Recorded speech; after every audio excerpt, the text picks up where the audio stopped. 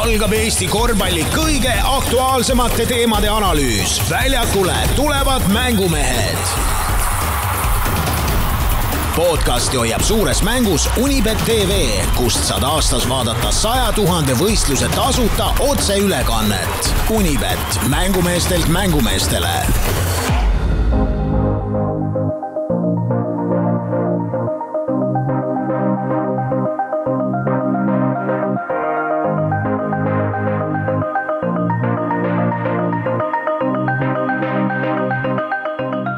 No nii, head külalised. Ma palun korra tähelepanu, sest mulle tundub, et me oleme valmis alustama, sest härra Pahv on ka kohale jõudnud. See peaks olema signaaliks kõigile. Siis paratamatult, kas te lubate või mitte, aga ma tahaks teha ikkagi tänamisvooru, sest et see, et me siin oleme, ei ole ainult minu, Priidu, Kristo, kelle iganes teene, vaid igal asjal on toetajad paratamatult tänase päeva maailmas ja küll kiirelt, aga ma tahaks teile ikkagi näidata, kes need inimesed on, kes nende paari aasta jooksul on meile hoogu andnud ja õlga alla pannud. Ja ma alustaks võib-olla algusest. Ega iga uus asi läheb raskelt käima ja sel hetkel oli üks mees, üks ettevõte, kes võib-olla aitas meid kõige raskemal hetkel, kui meil seda abi vaja oli. Et selle asjaga edasi minna ja võib-olla isegi natukene suuremalt edasi minna. Ja selle raames täna te näete, enamik laudadel on sellised huvitavad plaastrid teil pandud. Need on Nordeidi ettevõtte, sõna otseses mõttes maakeeli pohmelliplaastrid, kuna me siin spordibaaris juba oleme. Nordeid on need siia toonud, nii et need on julgelt kasutamiseks. Ma võin väita, et need toimivad. Olen ise need läbi proovinud. Aga kõige selle jutu taustal ma paluks siia härra Kalle Kõre ja aplaus.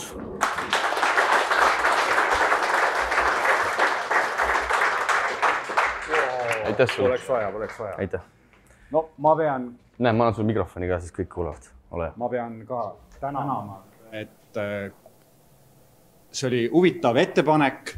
Ja ma selle ettepanekuga läksin kaasa tegelikult ainult sellepärast, et ma olin enne kokku puutunud Siimuga ja ta on ääretult professionaalne inimene. Et kõiki, mida ta teeb, see on väga kõrgel tasemel tehtud, nii et temaga tasub kõiki asju teha. Igal juhul edu teile ja kindlasti me tulevikus teeme koostööd edasi. Aitäh. See ei olnud stsenaariumisse sisse kirjutatud, ma luban teile. Aga Kalle on üks tore mees ja korvpalli ta armastab, pannes õla alla siis tänasel päeval ka nii Petseva Kalev Cramole kui TalTechi naiskonnale. Järgmiseks ma tooks siia lavale mehe, keda kitsamas korvpalliringkonnas tuntakse Jörpana, aga suurem ringkond tunneb teda Jörgen Kippelin ehk siis Alle Koki tootejuht, kes on samuti meid aastate jooksul väga palju aidanud.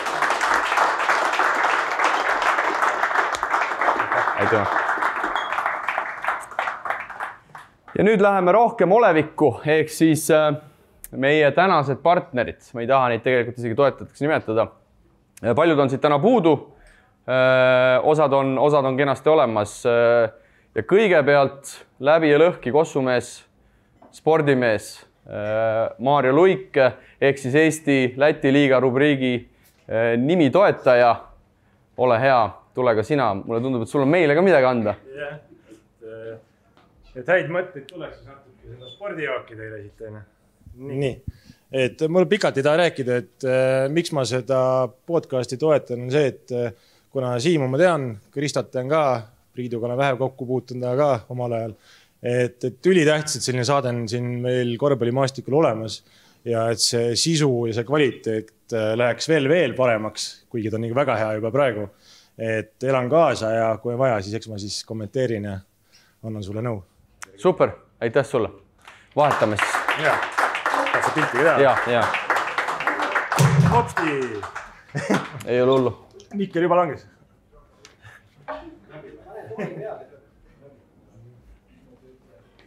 No nii. Nii, aitäh sulle igatahes. Nii, lähme edasi. Nagu te teate ilmselt kõik korvpalliinimesed, siis parima valikuga ketsipood on endiselt Eestis ikkagi Poolsi ja Poolsi poolelt on meil täna siin Reijo. Nii et palun aplaus ja Poolsi.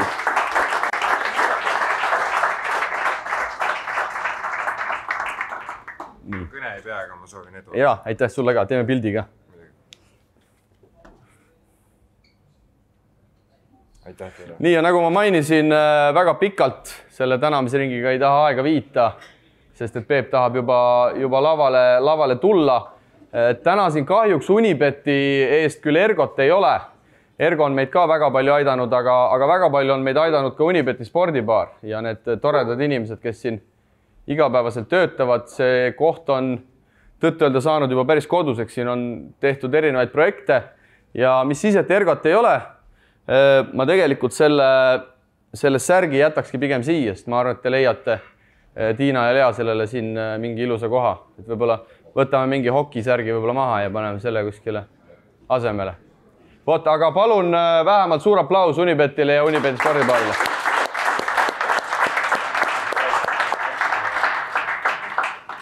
Aga nüüd siis juba põhiprogramm ja alustuseks ma veidi räägin, mis meil täna siin toimuma hakkab. Ja mingit jalgratast me ei leiuta, me tuleme ikkagi korvpallijuttude juurde, see on meie 100. saade, nii et imelik oleks siin mingit muud teed minna. Ehk siis meie külalisesinejad, nagu te näete, seal VIP-toolidel härra Peep Pahv, Keila peatreener isiklikult, siis on meie rahvuskoondise peatreener Jukka Toiala ja olgem täpselt Rock Tartu taaslooja Tanel Tein, mitte Tartu Rocki, eks, et see on teistpidi. See tuli ka mulle alles siin hiljuti üllatuseks ja me toome nad kõik kordamööda samas järjestus, nagu ma ütlesin, toome siia toolide juurde. Otse loomulikult tulevad siia ka minu head kolleegid ja ma panen kõikidele siin olijatele südamele, et siin on nimelt see käsimikrofon ja see läheb Annika kätte, kes on seal leti kõrval ja rangelt soovituslik on keset salvestust tõsta käsi või minna sinna, võtta see mikker ja küsida küsimusi, argumenteerida, avaldada oma seisukohti ja nii edasi ja nii edasi ja nii edasi. Et kindlasti me teeme iga ploki lõpus ka ühe küsimuste vooru, aga ma arvan, et see ei ole päris see. Et mulle ikkagi meeldiks, kui saage hakkab mingit jama ajama, et siis keegi tuleb ja räägib, kuidas asjad tegelikult on. Eks, et see mikrofon läheb siia ja olge siis valmis tõstma kas siis kätt või kes on kaugemal, siis tulge mikrofoni järele. Aga asume asja kallale ja mul on hea meel siis järjepanu siia kutsuda kõigepealt vanem kolleegi härra Priit Vene ja ma palun muidugi aplausi ka. Nii, esinumber Kristo Saage. Aitäh, tere. Ja tänane esimene külalisesine on siis Keila peatreener Peep Pahv, Härjapull isiklikult, päevikutreener, mis iganes. Ole hea, tule võtta istet. See hädas, et kui saag hakkab jama ajama, siis inimesed saavad seal vahele öelda, et siis saad edasi lähegi, sest et läheb juba aeg mingit jama minu arust. Vot selle juurde ma tulla tahtsingi kohe alustuseks, et kindlasti me räägime täna tõsisemaid korvpallijutte ka, aga alustame ikkagi meie podcasti teemal, 100. saade. Sul on nüüd hea võimalus, Peep, öelda, mis on hästi ja mis on halvasti, ehk siis kelle vastu selle saage välja vahetama peaks? Ei, välja ei ole vaja vahetada, et mõni siuke vend peab ka olema pundis. Aga kui halvasti on, ma olen sulle ikka tavaliselt tagasisidet andnud, kui halvasti on, et saage paturegister on üsna pikk tegelikult. 100 aastat juba. Oleneb kust poolt vaadata. Aga sa kuulad meid ikkagi ju regulaarselt, sellest ma olen aru saanud. Ma ikka kuulan, miks ei kuula? Aga Eestis on mitu korvpalli podcasti, ma ikka kuulan need ära. Minu jaoks on nagu huvitav, et kui jama rääkimas läks, miks see Peep Pahv siia kutsuti? Millal see mees normaalselt juttu rääkida? Partner sulle vähemalt. Muidu rääkis kõik, et korvpall on nii jama, nüüd on treener nii äge on kõik, hoopis see ajakirjandus on jama, et ta saaks aru, aga täna teeme selle selgeks selle. Aga Peep, mis siis ikkagi on mängumeeste saates hästi ja mis vajaks järeleaitamist, kui natuke tõsisema tooniga edasi minna? Hästi on see, et Eesti asja lahatakse sügavalt. Võib-olla isegi liiga sügavalt? Ei, vastupidi.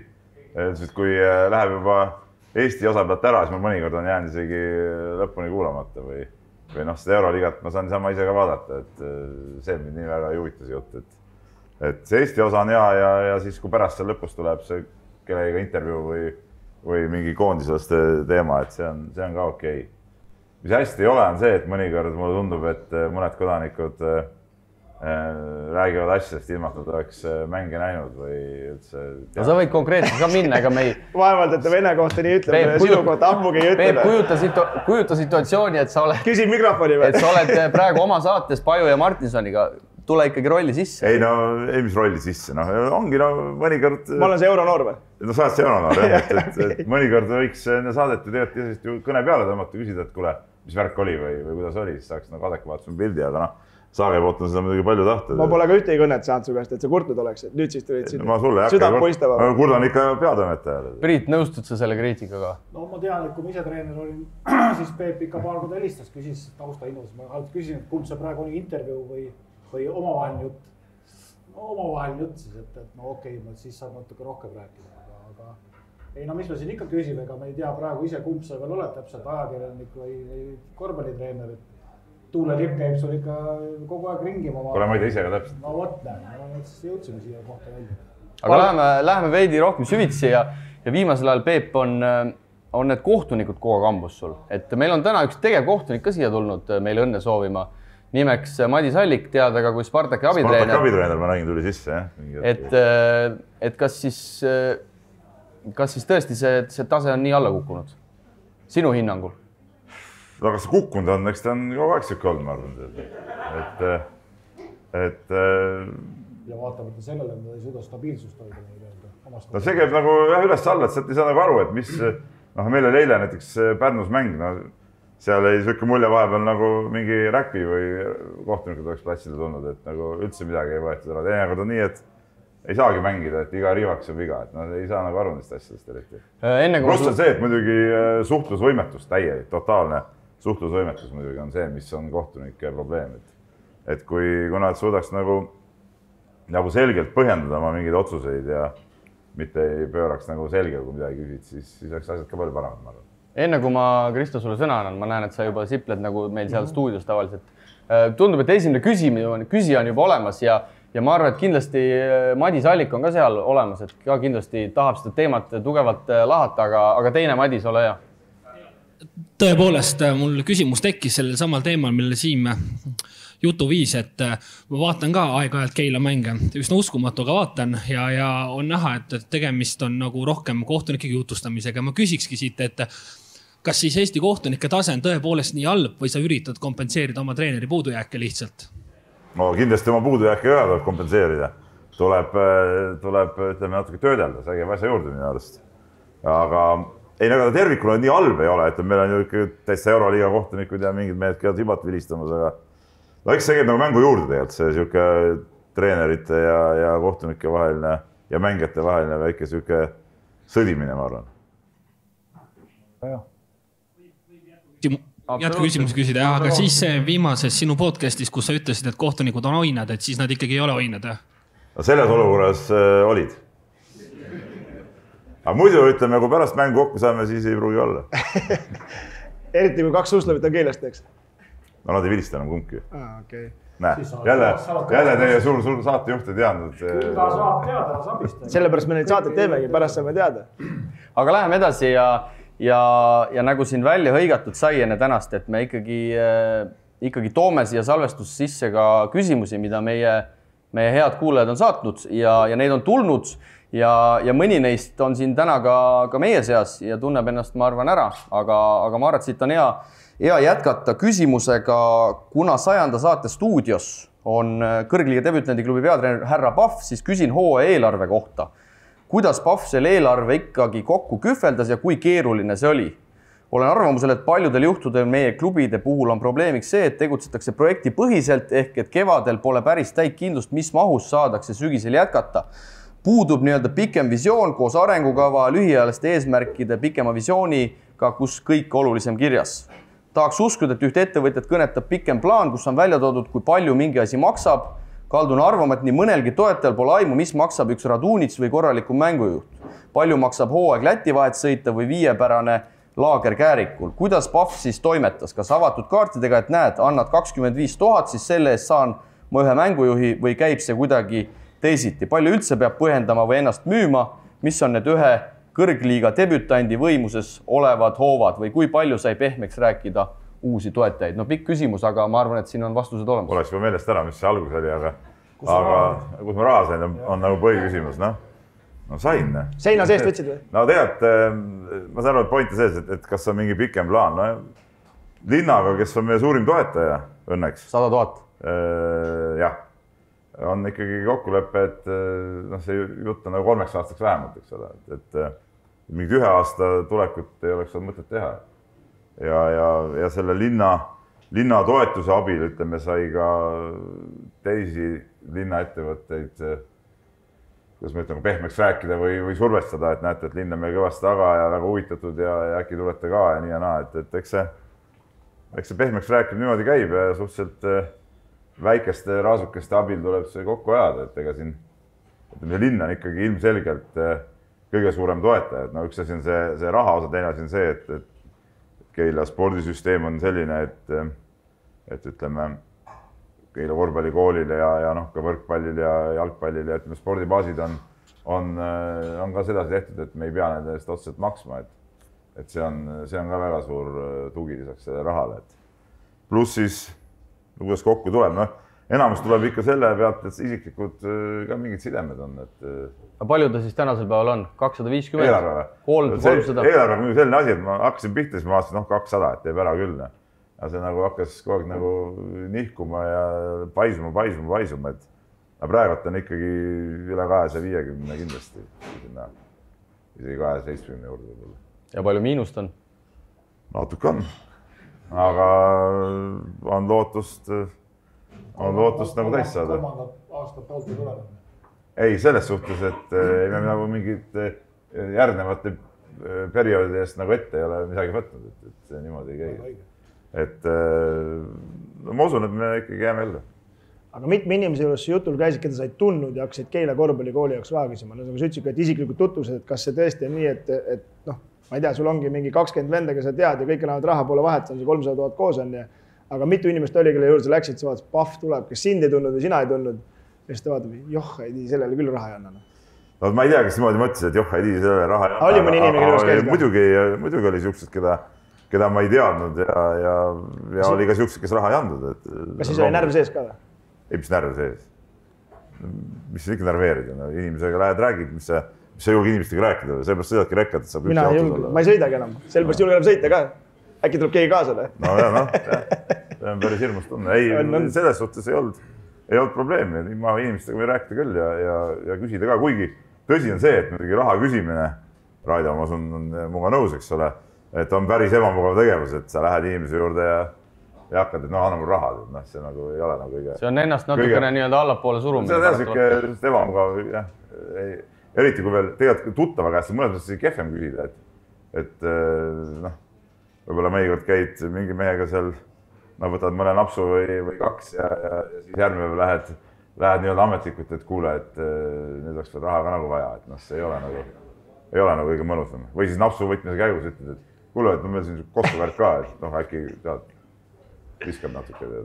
Aga mis see protsent umbes võiks olla, et ma ei tea, kulutad 10 ust ära, palju sealt saad midagigi?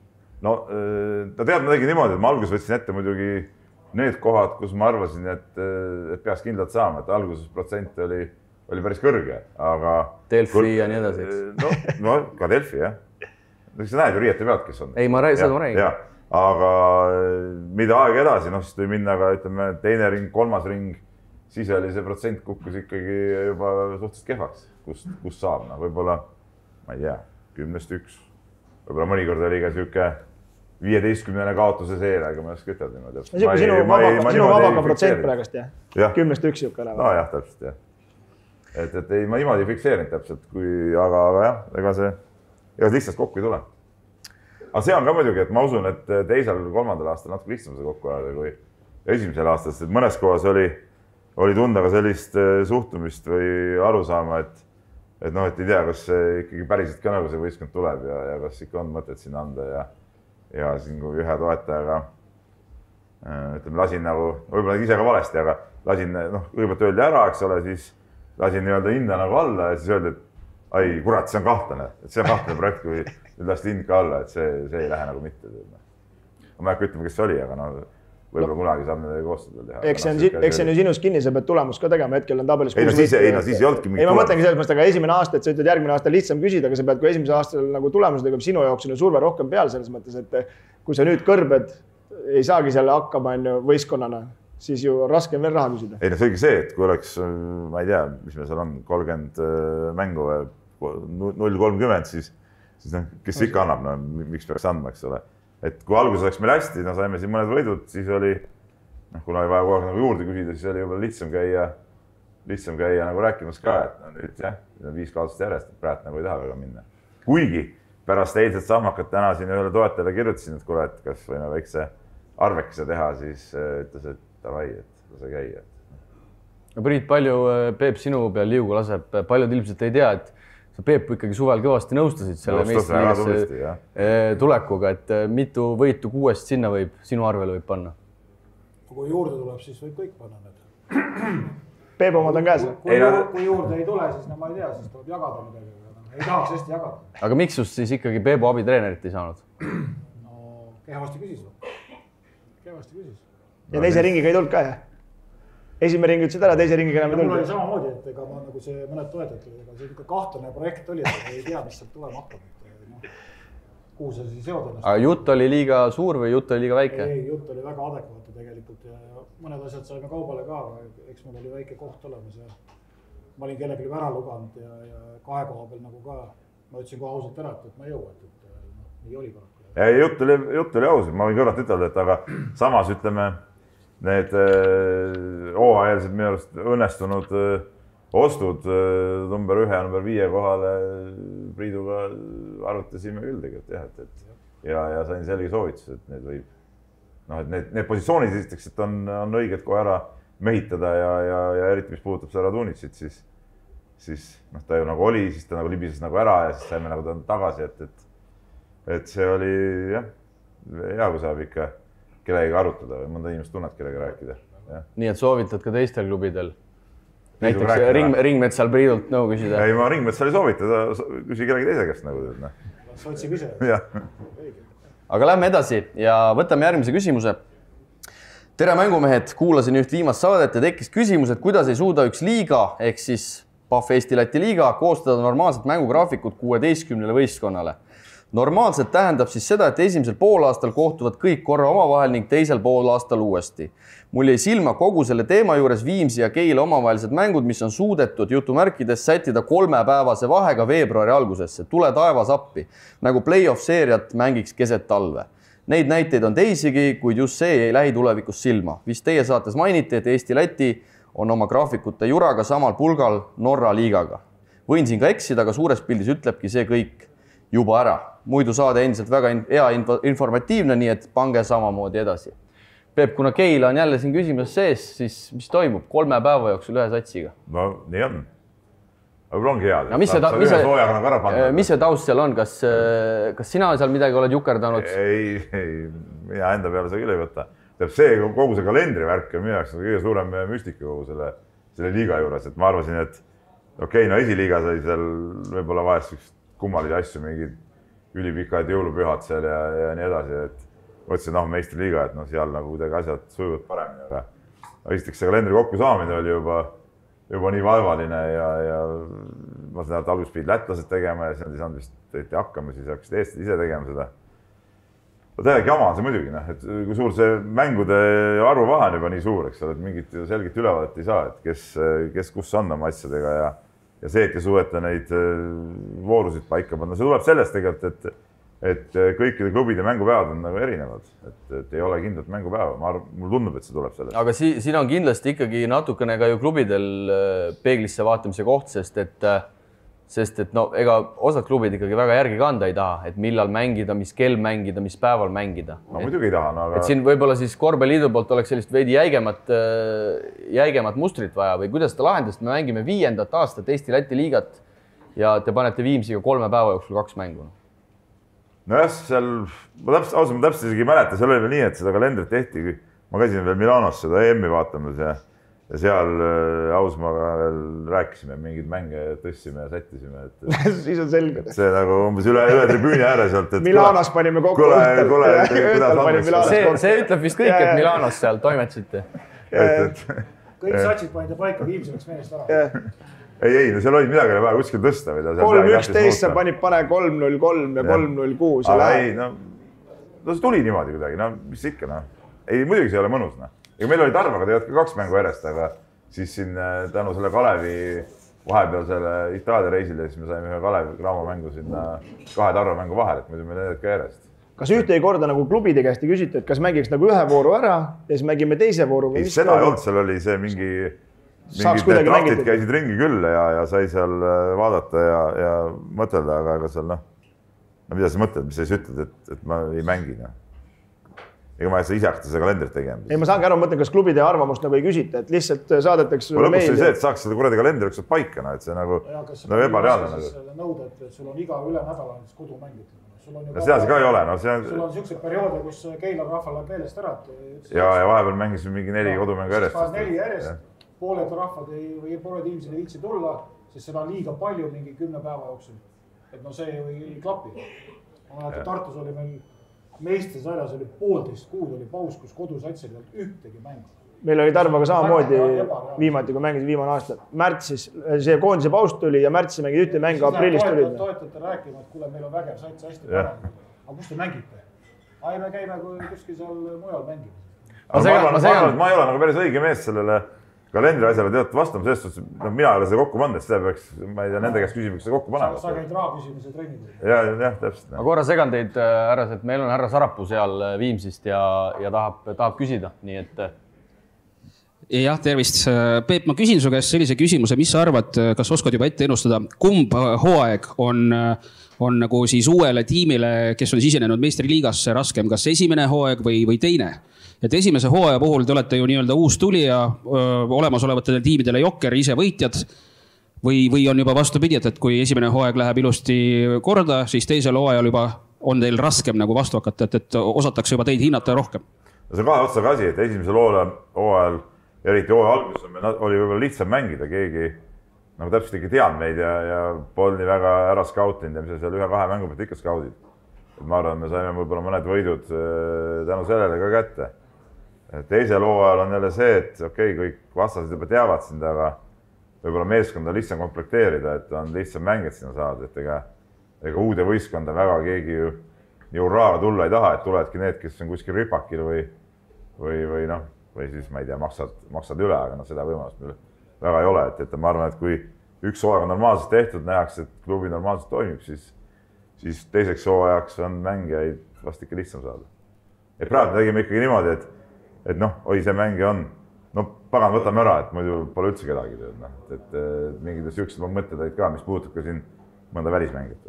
Ma arvan, et Keila tugevus hooaja algus oli see, et keegi ei osanud treenerit skautida, et mida see teeb, nüüd juba loevad siin kõik nagu lahtist raamatut. Paned nii suvaliselt sinna tänna, eks ole, et vaat see ongi, sa ise tead, et kui Valdode Spartakiaali näiteks mängid mingite kaarade vastu, siis nagu ei ole võimalik mängida. Viimati mäletan sinu vastu lähte. See oli küll viimati, aga see oli 20 aastat tagasi. Aga Peep, julged sa tunnistada, et Keila ikkagi natukene on uus vana Andres Sõbra Rakvere Tarvas siin liigas? Kindlasti mitte. Ei ole? Mängupildi poolest? Pankrotti ei lähe? Ei, ma ei mõelnud pankrotti, ma mõtlesin mängupildi poolest. Ei, ma küll ei arva seda. Ei arva? Ei. Vaata videosid tähelepanelikult. Ta ei vaata. No ma ikka vaatan neid päris palju. Aga see ei ole paha, sa võtsid kuidagi seda nagu rünnakuna. Ei, selles suhtes, et ma olen seda nagu, ma ei mäleta, kas sinu suust või kuskilt veel nagu varem kuulnud, aga ma ei ütleks seda niimoodi. No kui sa nii ütled. Aga toome trummi edasi. Keila ja naiste korvpall. No sa oled ju naiste esiliiga treener ka Keilas olnud. Mis sellest projektist sai? No sellest projektist sai see, et meistriliiga kõrvalt ma leidsin, et ei jõua teha seda. Kas korvpalliliit sulle ei pakkunud? See oli tore projektis. Eelistasid mehi naistele ikkagi? No see on nüüd provokatiivne küsimus, eks ole. Ma vaatan siin kaunitar istumas, siis nii ei saa nagu ütelda. Kas korvpalliliit sulle ei teinud uue presidendiga Sibula tööga pakkumist, et sina kui naistega juba treeninud mees? Seda pakkumist ei tehtud, aga et see naiste seis on nagu on, et jah. Keilas nüüd see võistkond kadus nagu ära sellepärast, et sellest on muidugi kahju. Aga ma loodan, et me paneme selle uuesti seal käima. See oli, ma arvan, suur viga, et see ära kadus praegu. Aga kui nüüd ausalt vastata, kui keeruline on, mitte et ma ei räägi meestest ja naistest, aga seal nagu emotsionaalselt või selle mängu või üldse neid naisi treenida või on nagu mingi suur vahe sees? On ikka üsna suur vahe. Tuleme teema tuuma juurde ja meil on üks küsimus ka naiste korvpallist. Igaüks võib ise eeldada, mis siit juba tulemas on. Kui me näitame mõndasid meeste karikavõistluste mänge ühe saali lae all asetseva kaameraga, siis miks ei suudeta naiste korvpalli kajastada ja näidata?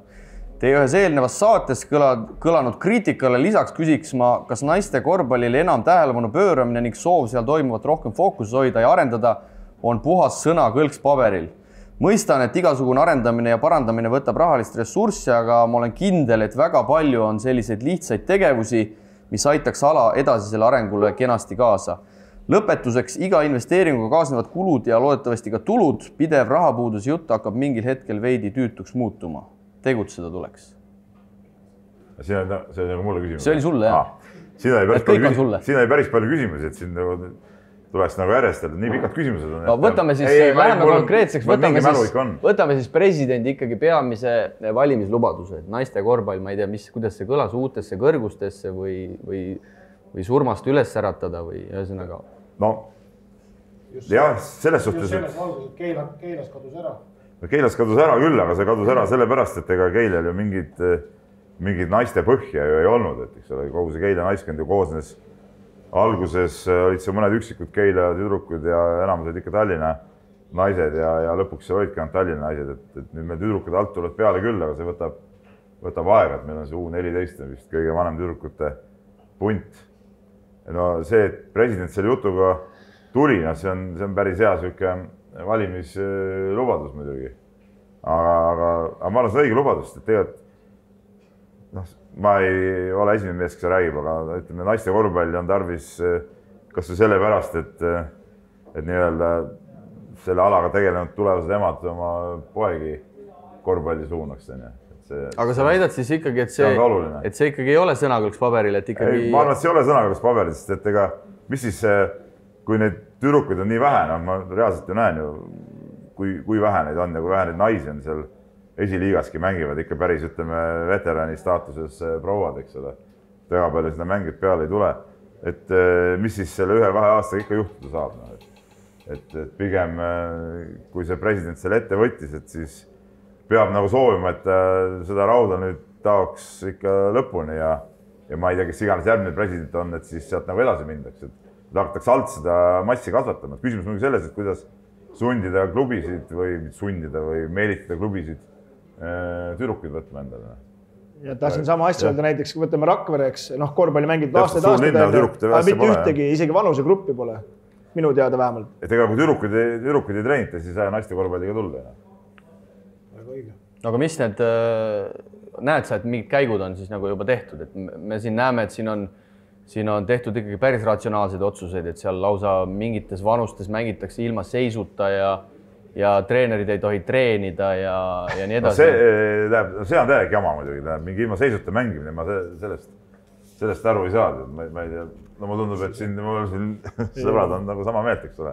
Kus see sportlik vihast tuleb? Sellesse ma nagu ei usu, et see nüüd aitab meil tüdrukute korvpalli kuidagi taset parandada või tüdrukud juurde tuua, et me seisu ei loe ja juhenda ei tohi. Et see on nagu jura, et igast piirangud võib teha, seal saab ju ma saan aru, et see on tehtud sellepärast, et treenerid mängitakse siis mingid oma võistkonna liidreid ja mängijaid ala juures hoida, ma eeldan. No mis see, kuidas ala juures hoiab, kui sa nagu võistelda ei saa. Ma tean nagu vastupidi, inimesed on mulle rääkinud, et tütar läks ära korvpallist seepärast, et võistlust ei ole enam.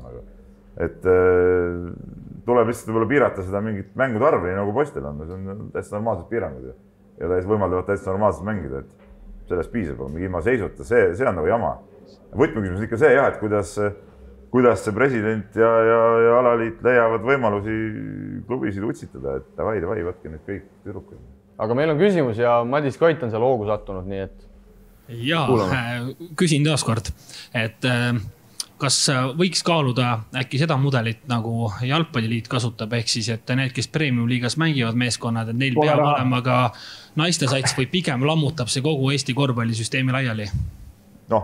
tegelikult see ei ole üldse paha variant, vahepeal oli see, et peab olema duubelvõistkond ka, et siis nagu igast projektivõistkonnad ei saa väga toimetada enam.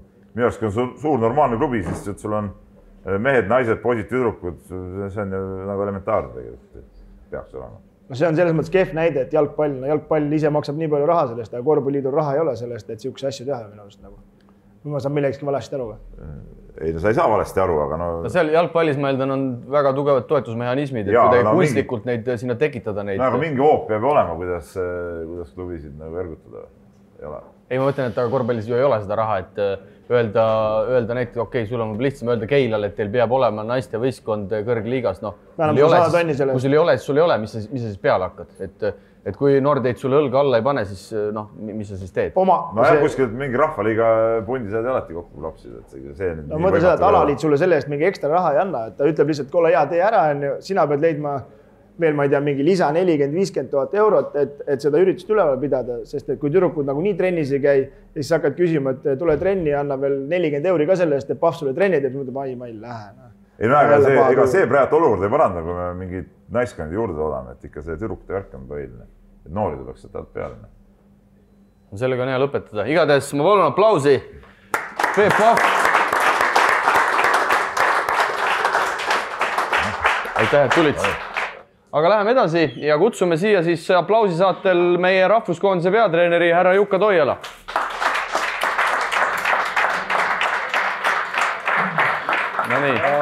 Mul on suur au ja rõõm olla siin täna teie külalisena ja ma toon tervituse Eesti Korvpalliliidust. Saras Saade, teete suurepärast tööd, mitu ainult selle saatega, et teil on tegelikult treenerikoolitus, teil on YouTube'is videod ja nii edasi, et soovime teile edu ja jätku, et pange kõvasti edasi. Aitäh!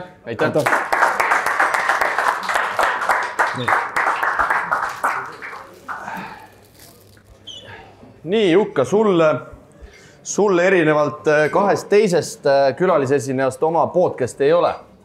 Aga ma alustan võib-olla sellega, et... Veel ei ole. Sa ei ole küsinud mind. On mingid ideid? No, sa ei ole küsinud mind.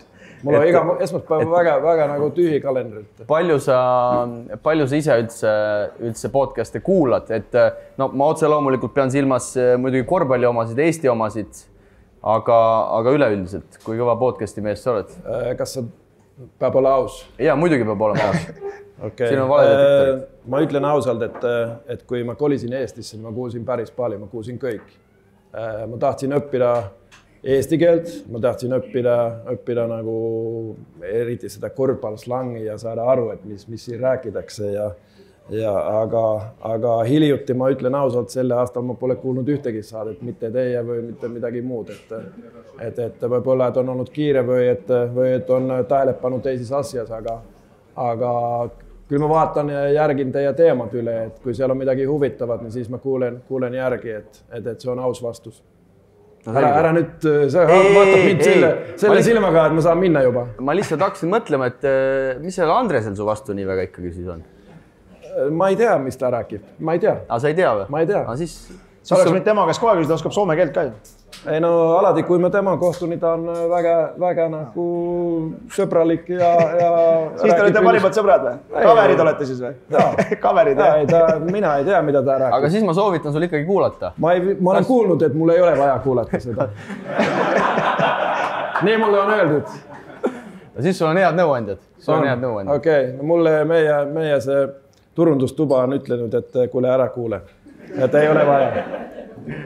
Aga läheme asja juurde ja Jukaga me täna otse loomulikult räägime peaasjalikult ikkagi Eesti rahvuskoondisest, noortekoondistest ja kõigest muust. Ja ma küsiks sult, Jukka, võib-olla alustuseks, et seda ei ole, ma ütleks, väga palju meediast võib-olla läbi käinud, et millist korvpalli üldse Eesti rahvuskoondis ning meie noortekoondised mängida tahavad, kas kuskil on see ka nagu rangelt kirja pandud ja mis võiks üldse Eesti sellise rahvuse, Eesti korvpalli rahvuse nägu olla, et oled sa enda jaoks selle kuidagi ära mõtestanud? Ja no eks siin on nagu juba kaks eri teema, et meeste koondis mängib tulemuse puhul, noortekoondised omale vahel nagu mingil mõttel ka, aga noortekoondiste nagu eesmärk on kindlasti nagu aitada mängijaid arenema ja saada edasi ja saada paremaks, et siin see tulemus on oluline, peab õppima nagu võistlusel mängima, aga meeste koondises, et millist korvpalli me tahame mängida, me tahame võita.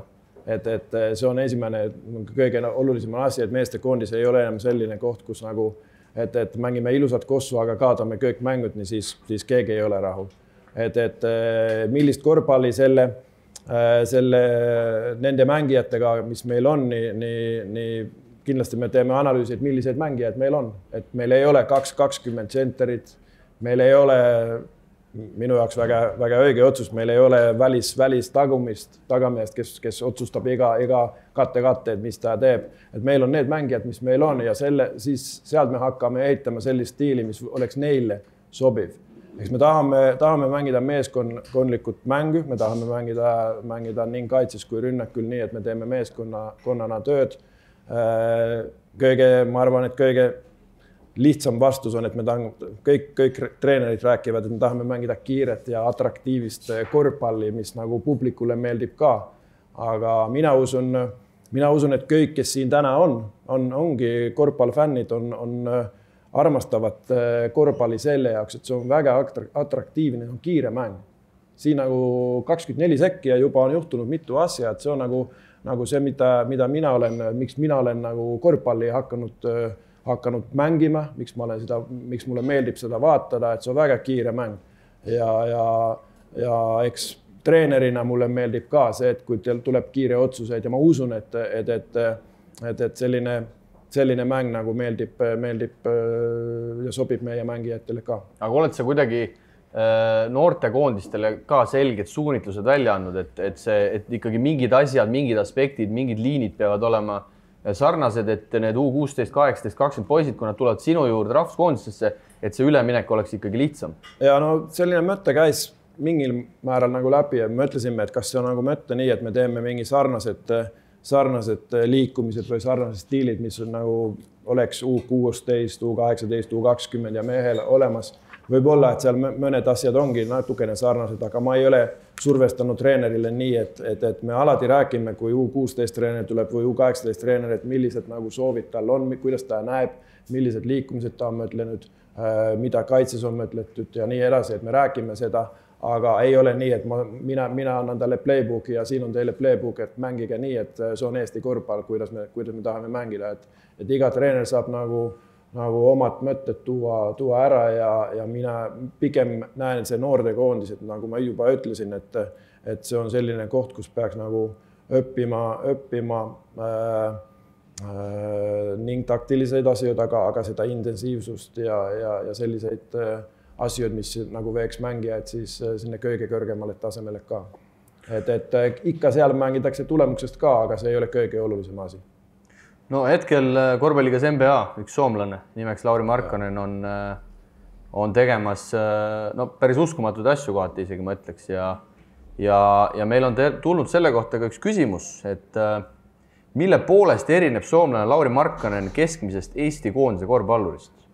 Ja kuulaja palub ausat ja otsekohast vastust ja siin ilmselgelt ei mõelda korvpallialaseid oskuseid. Pikem, ilusam. No jaa, on pikk.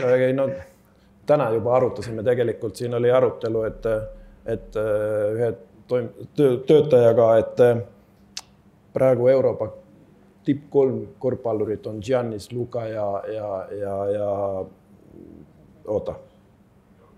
Jokic, kelle meeldib keegi, aga Lauri on 4. Aga sa ikkagi ei vasta? Ei vasta, ma olen poliitik. Ei, no ma ei tea, et ta on pühendunud nii nagu sellele, mida ta teeb, et ma ei ole kunagi näinud sellist sportlast, kes on nagu 15-aastasest nagu kõik, mis ta teeb selle jaoks, et ta saab parimaks versioonist iseennast. Kõik. Ei jäta midagi juhus oleks? Ei, nii et ei ole midagi spekuleerimist, et kas seda oleks võinud teha teisiti, et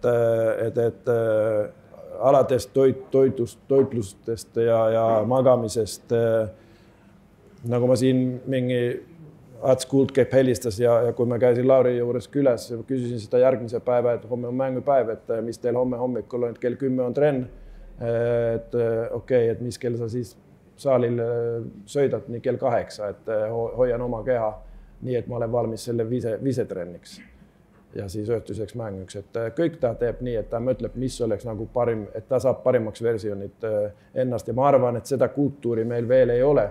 Mõned küll nagu mõned teevad õigeid asju, aga see, et nagu pühendus nii palju selle asjal, sellist veel ei ole tulnud ette. Aga loodame, et tulevikus on. No ma arvan, et see ei ole nagu eriline saladus, aga kui ma peaks küsima, et kes on Eesti rahvuskoondise kõige pühendunum mängija selle Markkaneni nagu taustal, just sellise tööeetika puhul, siis kelle sa välja tooksid? Ma arvan, et teised mehed ei solvu. Ja no täpselt ongi nii, et kui sa salvestad seda ja ma räägin ühe nimeni, siis 26 solvuvad. Minu nime rääkinud, aga... Ma ütlen sulle lihtsalt ära, ütleb pärast vaatame selle meie mängusid telekast ja see istub pingil, see käib väljakaks. Ja, ei no Maikul... Keegi ei tea, mis mängu vaatab. Ütleme, et Maik on nagu lähedel. Maik on lähedel, mida ta nagu teeb. Kuidas ta teeb, et mulle oli nagu positiivne üllatus, et näiteks kui meil oli eelmine suvi, mitte see suvi, aga eelmine suvi oli laagri ja ta ise käis nagu kell 8 jõusaalis ja nagu ärkas vara ja tegi nagu juba varem, kui kell 10 hakkas trenni ja siis tegi ekstrat, et ta nagu kindlasti on panustanud. See ei ole nagu nii, et mingil hetkel Maik Kotsar mängib Euroliigas, et see on tema nagu pikka tee tehnud tööd. Te tunnete tema paremini, aga ma olen näinud need pildid, kui ta on näinud seal Taurentesest või juba väiksest poisist ja päris suur muutus on nagu kehaliselt ja kõiges, nagu mis ta on siin aastat tööd tehnud. Aga ma küsin vahele kirjuta, kas see võib olla ka selles seoses, et on USA's ülikoolis käinud, siis on Saksamaal mänginud profivõistkonnas, et Eestis äkki ei ole see korvpalliklubide kultuur selline või see motivatsioon ei ole selline, et mees ise läheks varem trenni, ise tahaks paremaks olla või siukest nagu kuidagi seda, kuidas ma ütlen sulle, seda nagu tõuget nagu ei tule nagu siukest. Või on see, et ei ole nagu pallimängus sellist kultuuri ja sellist eeskuju, kes oleks näitanud, et seda tegelikult räägiti pikalt Soomes ka, et pallimängijad on pallimängijad, et nad panevad õlled õhtuti ja siis tulevad järgmisel päeval mängima ja sportlased on need, kes suusatavad ja jooksevad Lasse Virenid ja muud, et nad on sportlased ja pallimängijad on pallimängijad. Et võib-olla, et ongi sellised eeskujud nagu vaja ja seda kultuuri, et tegelikult need ootused ja nagu kui kõvaks need NBA-d ja kõik need Euroliigad ja kõik see reisimine ja kõik nagu, et kui sa ei ole tippsportlane, niin sa ei küll saa selle tasemele enam. Ja see tippsportlane tähendab seda, et sa oled hea korvpallur, aga sa oskad nagu elada nagu tippsportlane elab ka. Toome siit ühe küsimuse sisse. Ja see haakub selle teemaga tervitus meie korvpallurite füüsiline valmisolek või siis areng läbi aastate, olgu siis tegu nooremate või vanemapoolsete mängijatega.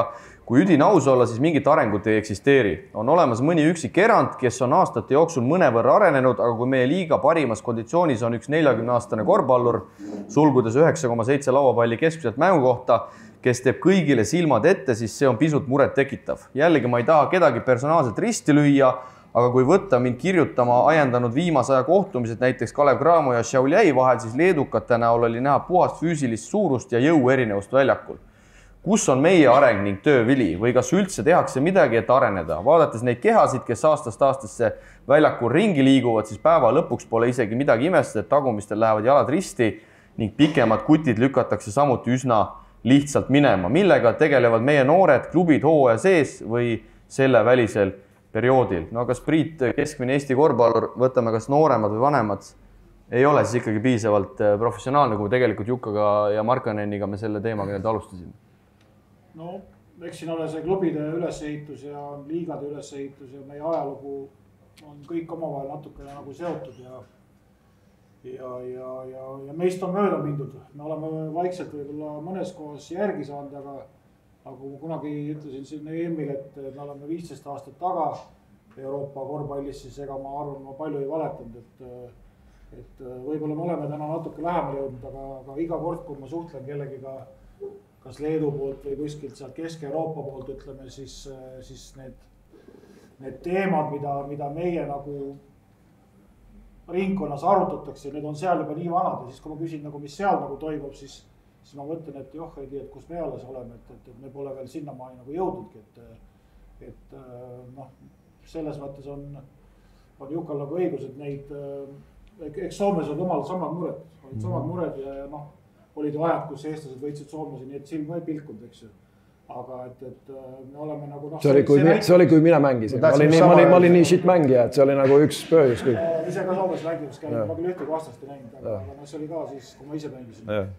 Aga noh, eks need arengud on olnud ja ma ütlen, et ei ole olnud sellised nagu võib-olla siin kõik tahaksid, aga viimasel on natuke on läinud paremaks ja paremaks läheb sellepärast, et meil käivad ikkagi mängijad lähevad Euroopasse ja Ameerikasse, ütleme, et kõik nendest ei pea tagasi tulema, aga nad toovad ikkagi mingisuguse info meile. Selles mõttes on nagu Maiki hea näide, et kõik seal ei õnnestu, aga kes ise tahab vaeva näha, siis selle on paremad tingimused, nagu Kristo küsis, et kas meil on samasugused, ei ole meil samasugused. Aga me ei ole ka ideega sinna jõudnud, aga natukene võib-olla midagi hakkab, ütleme, kuskil koitma väike. Kõik on õige, mida Priit räägib siin, aga ma paneks veel juurde selles mõttes nagu, et eriti seal ütleme 12 kuni 18 aastaste nagu see treeninguprotsess ja kuhu see tähelepanu läheb, nii mul on selline kahju tunne, et tähelepanu läheb järgmisele mänguille, mitte selle treeninguprotsessile, treeningule ja koostööd nagu teha selle ügetreeneri ja korvpalltreeneriga nii, et mõelda, mis on nagu oluline selle vanuse treeningus, mida me nagu tegelikult, kuidas me paneme selle hooaplaani paika, kuidas me paneme kuuplaani paika, millal me mängime, mitu mängu me mängime, aga kuidas me nagu saame aru, et meil on piisavalt neid kvaliteetist trenni nii üge poolel kui korvpall individuaalsete oskuste poolel. Et see on kindlasti selline teema, et seda, see on igal poole, seda arutelud käib kindlasti leedukad käivad omal vahel ka, et me peab midagi jälle muutama, et keegi on saanud paremaks, aga see on üks murekoht kindlasti, mida mina näen. Et Eesti noorte treenerite võiduhimu on siis liiga suur? No see on loogiline ka. Aga Soomes päris nii ei ole, ma saan aru? On ja ei. Parem ühesõnaga on see seis ikkagi? Erandeid on. No sa oled nüüd noorte korvpalli kursis. Mitu klubi üldse on, kellel on üketreener Eestis? Ma tean Tartut, Nordi. On, aga jälle see on, et üketreener on, kes teeb programmi. Ei, ma saan aru, et ta peatreeneriga suhtleb, aga kui seda varianti ei olegi.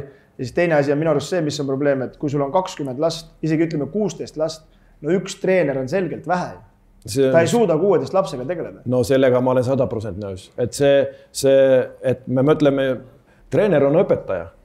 Eriti noorte treener on õpetaja. Kuidas sa õpetad 16 lasta tead ise? Nad tulevad mängima veel, kel on nagu nii palju seda energiat, et kui sa vaatad vasakule, nii seal on Priit on juba läinud koju ja kui sa vaatad paremale, nii sa ei löö Priitu ja sina oled kadunud. Mida sa nagu teed? Üksi seal saalis on väga suur probleemi kindlasti. Või Siim nutab nurgas sööb chipse, eks? No seda küll. Aga vabandust. Kristo sõbrad on seal teada. Aru saada. Kõikide Kristo naljad üle nad peavad näema. Aga kindlasti see on nagu selline ja siin mina ei ma ei nüüd viska nagu palli sinne klubi poole, et tehke paremat tööd. Ei, see on tegelikult, see on korvpalliidu ja meie nagu koostöö, mis meie peab saada nagu, see on see koht, mis meie peab toetama klubisid. See rahaline toetus on üks asi, aga see, et me saaks nagu saaks koos tehtuks paremini. Aga anname sõna siia Maarjale ja nagu ma alguses mainisin, kui siin tänamisvoor oli, et ka läbi ja lõhki Kossumees ka meistriliigas mänginud, nii et kuulame mõtte ära. Nii, et ma natuke teen siis sisejuhatust ka oma küsimusel, et mulle väga meeldib see mõista nagu korvpallikultuur kui selline tööeetika ja see kõik see pool, et ma lihtsalt toon nagu näite, et kui ma omal ajal ka noortekoondiste Kadalipu läbi käisin, siis see oli üks aastagi ka, kus me siis mängisime neid koondiste, tegime ettevalmistust ja kõik ja siis üks näide, et kui paluti teha mängijatel treeningpäevik oma siis nagu individuaalsest treeningust, siis oli üks mängija, kes seda tegi, no mis on siin. Et mingis mõttes need olid nagu märgid ka minu jaoks juba noorest peast, et sa said sildi külge ka, et see töökus kui selline, et see oli nagu võib-olla nagu uus ja sa kohe nagu tõusid teistest esile ja pigem oli see, et ära pane seda päevikut ka sinna laua peale, nüüd kui koosolek tuleb. Ja noores mängijas see tekitab päris suure konflikti, et ühtpidi ma tahan saada paremaks teistest kõigist alati ei tule maailmameistrit ja kõik ei jõua kuskile kaugele, aga sul on see tahe olemas, aga mingis mõttes see keskkond ei väärtusta või ei pea sellest lugu, on ju. Et minul isiklikult see kogemus nagu oli ja võib-olla aastate pärast tõesti ma ka nagu taandusin ja ma ei löönud suurel areenil läbi. Et seal oli ka võib-olla isikulised omadused, kõik see psüühika, spordipsühholoogia pool, mis täna on ka veel Eestis alles nagu lapsekingades tegelikult. Et minu nagu küsimus on see, et kas me täna ka kuidagi nagu tegeleme selle poolega, et just tegelikult kõik algab peale siit ju. Et mis sul siin on ja seda võitluslikkust on ka viimati välja toodud, et selles teises podcastis, et kui need agendid vaatavad noori koondislasi, siis nad ütlevad seda toughness'i või seda hustle'it, et seda nagu ei ole ja teistes on, on ju. Aga seda ei saa ka justkui nagu see treener ise sellesse noore mängijasse nagu süstida, aga kuskilt see peaks tulema nagu. Et meil on seal kindlasti ka lapsevanemaid, ma ise olen lapsevanem, et sellega peab ka nagu tegelema ja tegelikult mina usun, et seal on see võti. Et see, et luua neid liigasid, kõik süsteeme siia-sinna, lõpuks need võidud ka, see kõik tuleb, aga kui ei ole neid samu noori ja lapsi, kes nagu saaks aru, miks nad selle spordiga tegelevad, mis see korvpall neile annab ja just, et see, et ma tahan olla see viimane, kes saalist ära tuleb, et see mentaliteet tekiks nagu. Et siis hakkab ka neid nagu pärleid tulema, et ma kuulasin just seda ajahüpete saadetana, kus Rehemaa käis saates, ütles, et rääkis sellest munade loopimisest, on ju, et viskan 100 muna vastu seina ja võib-olla sealt 1-2 jääb, on ju, aga meil ainult 10 tükki ei tahagi visata neid, et hoiame nii nagu saame. Et siis küsimus ongi see, et kas me kuidagi täna korvpalliliidus ka tegeleme sellega, et seda nagu väärtuse kvaliteeti ka nagu sisse tuua. Et pallid on olemas, saalid on olemas, kõik on ideaalne, aga nüüd on vaja mängijaid ka, kes nagu päriselt nagu tahaks. Ja tahaks tulla pärast trenni, enne trenni, teha veel ekstra ja siis me saame ka need markanid, ma olen täiesti 100% veendunud selles. Pikk küsimus, pikk jutt. Ja pikk jutt, aga ma loodan, et ma sain aru küsimusest ka, et tegelikult nagu mis korvpalliid teeb, nii on treenerite koolitus ja küsimus on sest, et mida me koolitame ja kuidas me koolitame neid treenereid. Kõik asjad, mis sa rääkisid, on 100% olen nõus nendega ja ma ei liiga palju taha seda võrdlust teha Soome ja Eesti vahel, aga mulle on nagu kindel, kui seal küsitakse, et mis on paremini, treenerite koolitussüsteemi pandi nagu uuesti 2008 ja ütleme nii, et kõik ei saa treeneriks. Et ei ole nii, et kui sa käed kursuseni, siis sa oled treener. Ei, sul on vaja nagu näitada, et sa oled treener. Ja seal nagu rõhutatakse neid just täpselt neid teemasid, et soomalased teevad oma analüüsi. Olin ise kaasas ka, et me olime ka nagu, meil see selline, mida sa rääkisid võistlusest ja sellisest nagu toughnessist. Meil oli puudu seda. Aga me mõtlesime, et see on selline asi, mida võib harjutada. Ja praegu ma ütleks nii, et soomalased ei ole enam nagu nii, et ei oleks nii ilma seda toughnessita. Ei ole pehmed. Ei ole pehmed, jah. Just. Aga treenerite koolitus, selle taseme tõstmine, nende tingimuste ja kõiki need, et on kindlasti see õige sõna, et selle kaud me saame paremini nagu või kiiremini tulemust kätte kui see, et kes siin meestekoondise peatreener on või kes on noortekoondiste peatreener. Treenerite koolitus selles mõttes, et nagu ma olen öelnud mitu korda, et meie naudime sest tööst, mis klubid teevad. Läheme edasi ja võtame siit ühe küsimuse veel. Ja küsimus puudutab Audentse spordigümnaasiumi, mis ma ikkagi julgen väita, et ei ole praegu võib-olla oma parimas seisus, mis ta võiks olla. Ja küsimus kõlab siis nii, küsimus muide on Jukka sulle ka adresseeritud. Audentse spordigümnaasium mängib Saku esiliigas. Kui tuua siia nüüd Soome korvpalli HBA, ehk siis, kuidas me seda nimetame, Helsingi korvpalliakadeemia. Helsingi Basketball Academy, ja. Hanno Möttele juhendamisel mängib samuti Soome esiliigas. Hetkel neil siis seal 6 võitu, 5 kaotust, on seal 7. kohal. Kas Audentse spordigümnaasium peaks mängima meie kõrgliigas? Ei. Mis on seisukoht Soomes Helsingi meeskonna osas? Ei mängi kunagi. Et loogiline, 18-aastased lähevad edasi, et nad on 16 kuni 18 aastat, miks nad oleks vaja mängida meeste tasemel. Neil on vaja teha kvaliteetist trenni. Võistlusväljundit peab löödma kuskilt teisest kohast. Praegu me oleme proovinud paar korda nagu võtta ühendust Euroliigasse, et kas meil on nagu piisavalt kõrge taseme võistkond, et me saaks nagu noorte Euroliigas. Pole veel. Nüüd tuli uus produkt, tuli FIBA poolelt, tuli Champions League, noorte Champions League, alustab nüüd nagu selle hooal. Ja meie järgmine samm oleks see, et me saaks nagu sinne jala ukse vahele ja saaks selle Audente selle, et kui me räägime võistlus nagu väljundest, et me saaks selle, et see on piisavalt kõrge taseme, siis ja ma arvan, et see oleks nagu väga hea meile, et kui me saaks selle Audentese siia poole. Aga Audentest teema, ma olen saanud aru, ma tulen väljaspoolest ja see on nagu väga suur teema ja kõigil on oma arvamus. Kristol ka, kui ta käis mängimas Audentese vastu, nii oli oma arvamus, et poisid on tublid, aga võita ei oska. Ja, võita ei oska. Et Audentes pole Euroopa ensimmäine ja viimane selline akadeemia, mida nagu korvpalliliit või riik toetab. Selliseid on igal poolel maailmas. Ja miks neid on pandud kokku, on see, et kas on Prantsusmaa INSEP, on see Austraalia akadeemia, on see Soome akadeemia, igal poole need akadeemiad on. Mõnes riigis on otsustatud nii, et kui klubid panustavad kõvasti, näiteks alguses oli Žalgirisel oli omad ja Rüdasel oli omad akadeemiad ja veel on ka, aga mõnes kohas, kus ei ole, klubil ei ole nii palju kas seda raha või ei ole intressi sinna panustada, ja on otsustatud nii, et on hea, et korvpalliliit või riik toetab sellist akadeemia, kuhu saaks nagu talendikaimaid mängijad, et ei ole vaja noore kuti 13-14 aastase kolida kuskil suvalise kohta välismaale ja proovida seal. Et saaks nagu olla siin pere lähedel, kasvada ning mängijana kui inimesena ja et need tingimused oleks sellised, et see pakuks neile võimaluse nagu siis hiljem liikuda edasi.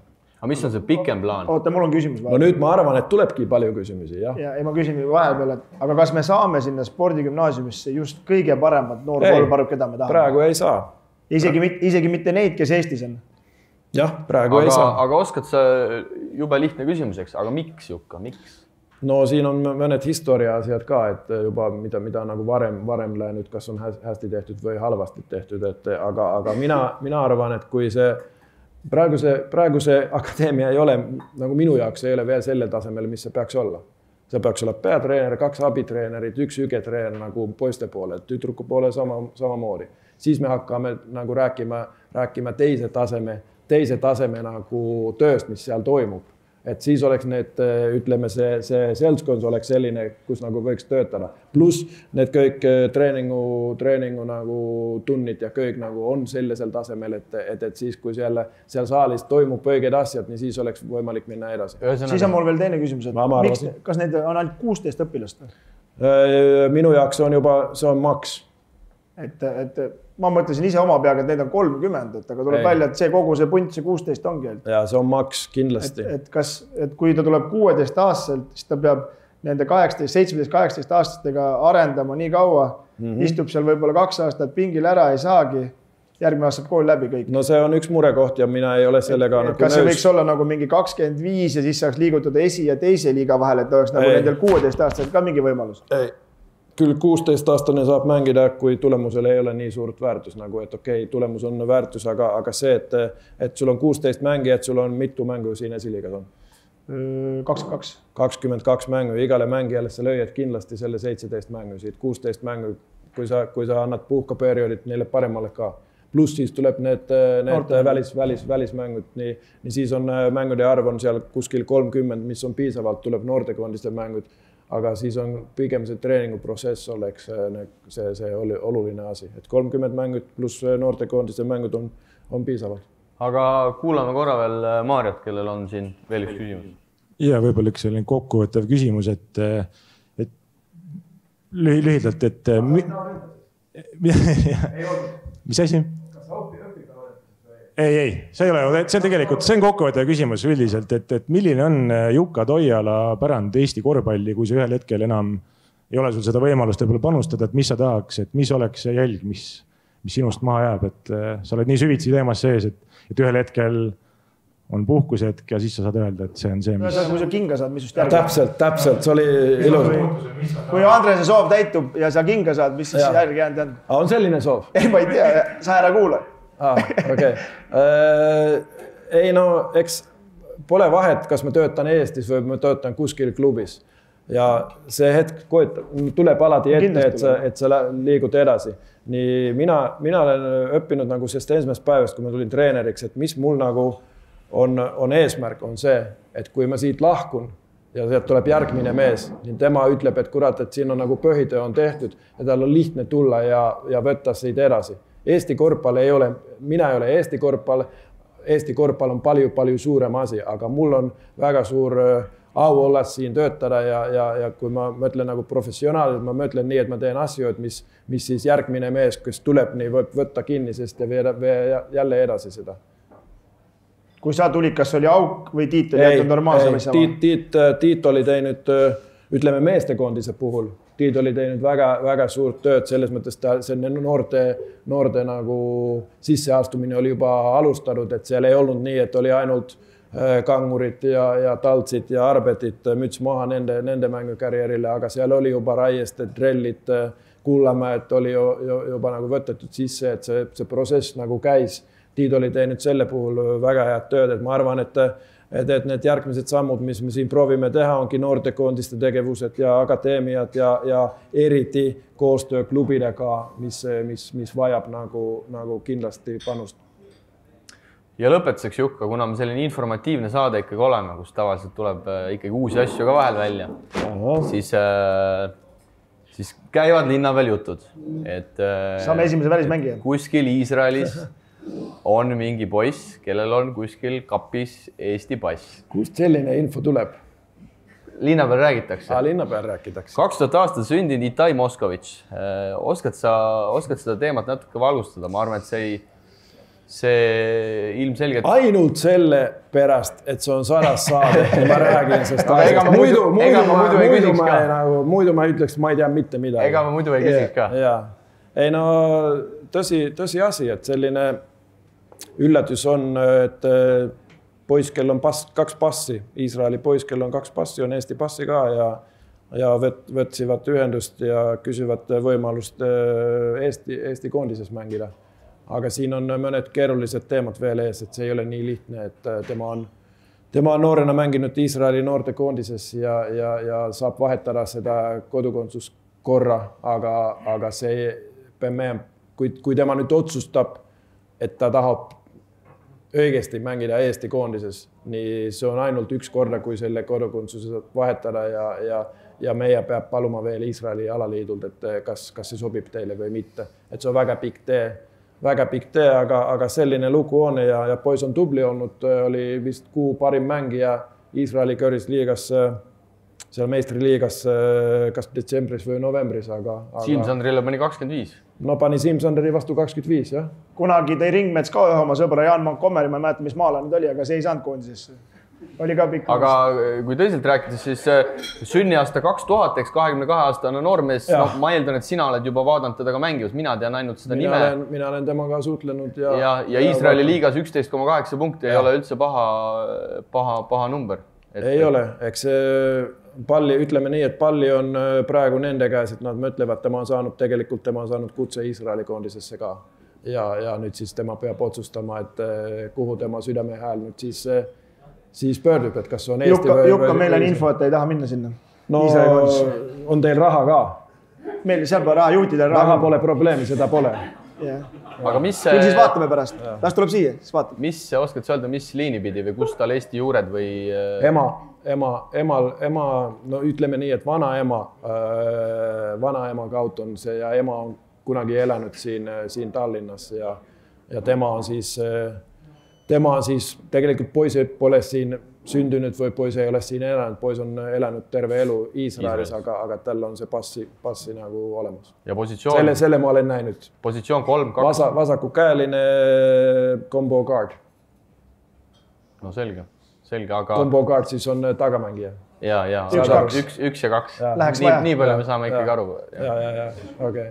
100 saadet läks aega, aga sellest saab aru combo guard. Aga aitäh sulle, Jukka! Aitäh!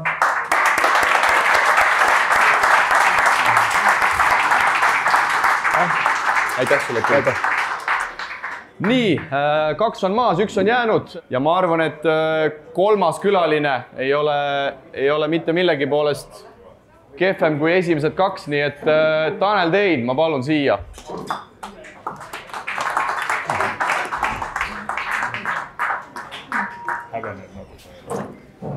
No nii, Taneliga on lihtne. Taneliga on väga lihtne. Me räägime kas poliitikast, rahast või korvpallist.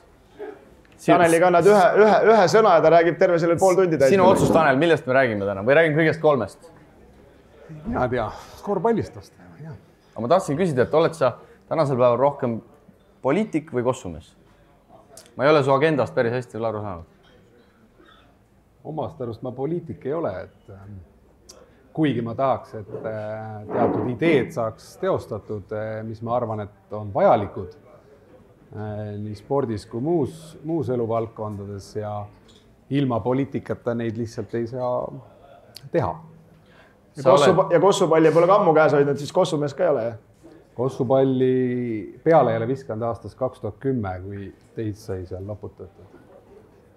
Oli teie? Ei, see läks juba isiklikuks. Ma lihtsalt mainin ära, et me pärast teist 2 võitu enam ei mäletagi, midagi mängisime. Pärast oli välja, et 4-2 jäid. See ei olnud, ma ei mäleta esimest 2. See ei olnud, ma arvan, Taneli ja Tartu süü sel hetkel, et ei mäleta. Aga Tanel, ma alustan võib-olla sellest, et Rock Tartu tänasel päeval sa, no ma julgen väita, et ikkagi oled eestvedaja sellel klubil. Et mis üldse ajendas? No tegelikult see projekt on nüüd juba ju mitu aastat kestnud. Et mis ajendis sind üldse seda asja ajama?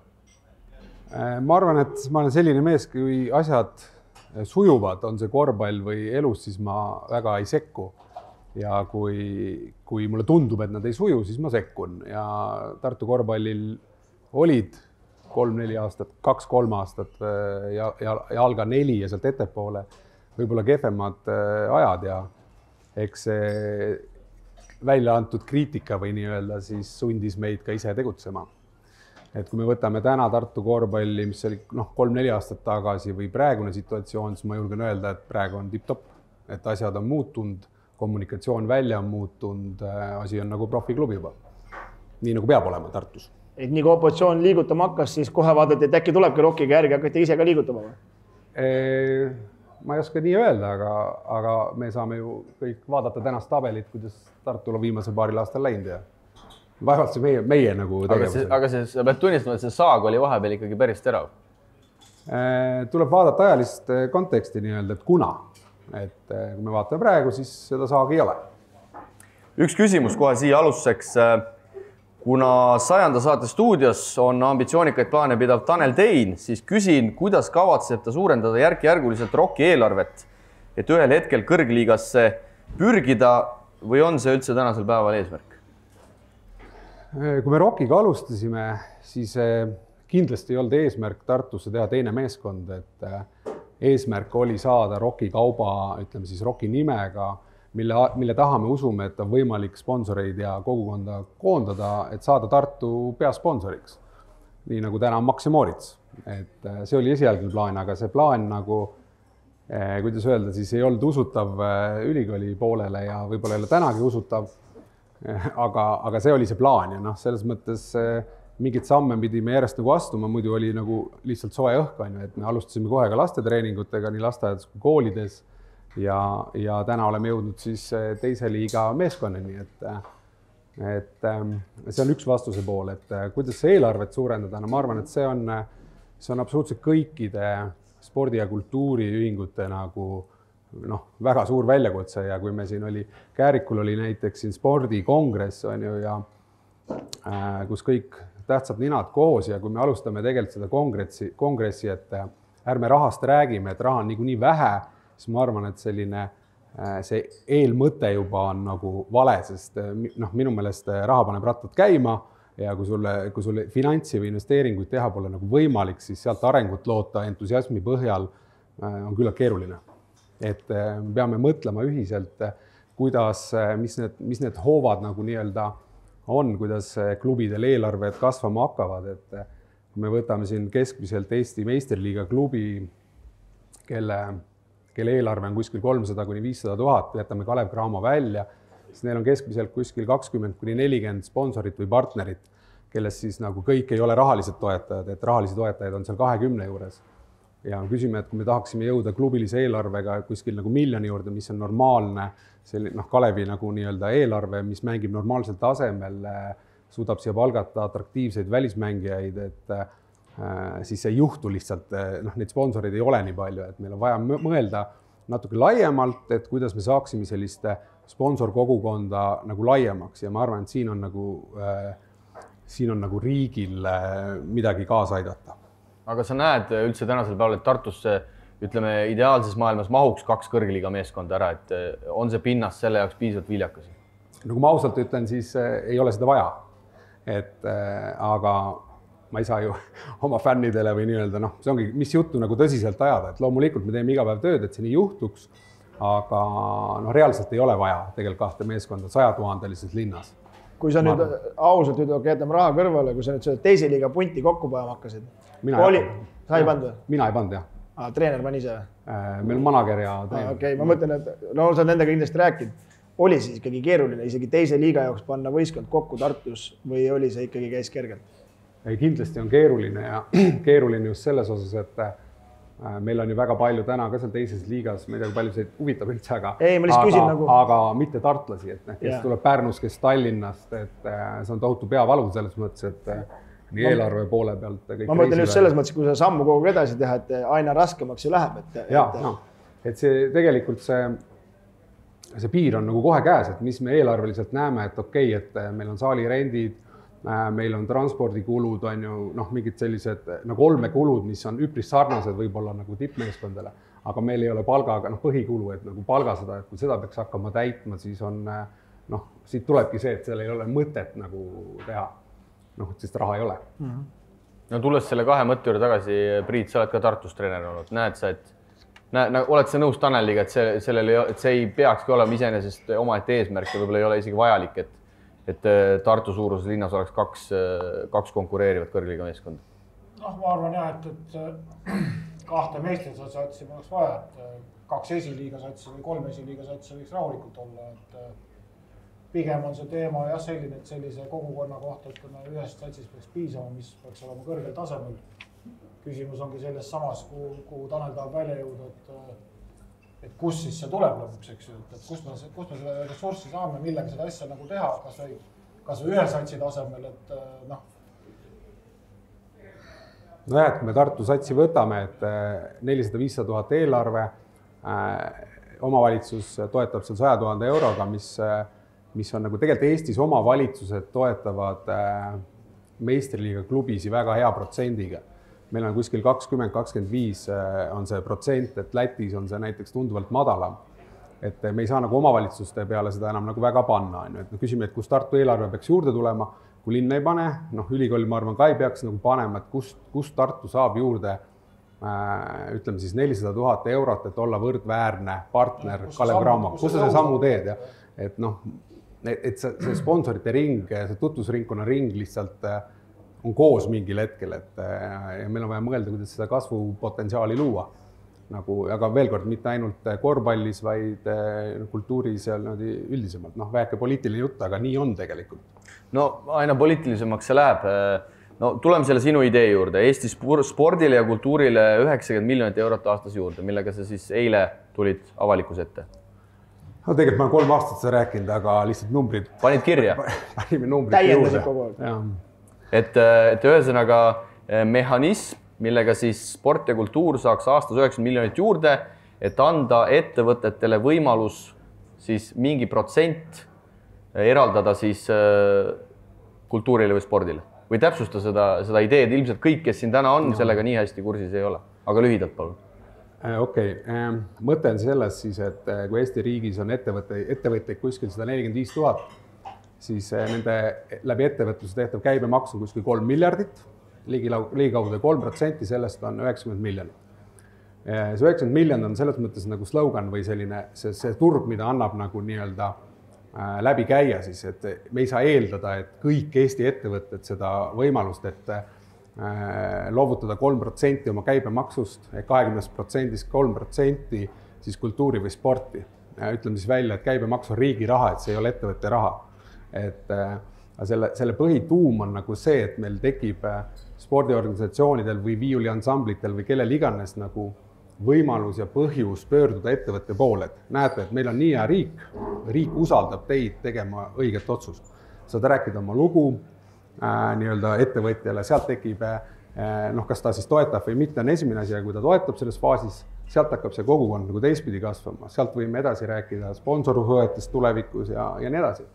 Sest mingit tõuget on vaja, et midagi nagu juhtuma hakkaks. Lihtsalt see 90 miljonit, ütleme see suur pott, kus saaks nagu iga aastaselt kasvada ja kui me ütleme, et 145 000 ettevõtet oli, siis tegelikkuses ma olen kindel, et esimestel aastatel see protsent, kes seda teevad, ei ole nagu rohkem kui 10%, et 5-10%, et tegelikult me räägime riigi mõistes 5-10 miljonist eurost aastas, et aga see annab nagu võimaluse hakata nagu mingit lisakäiku nagu tegema.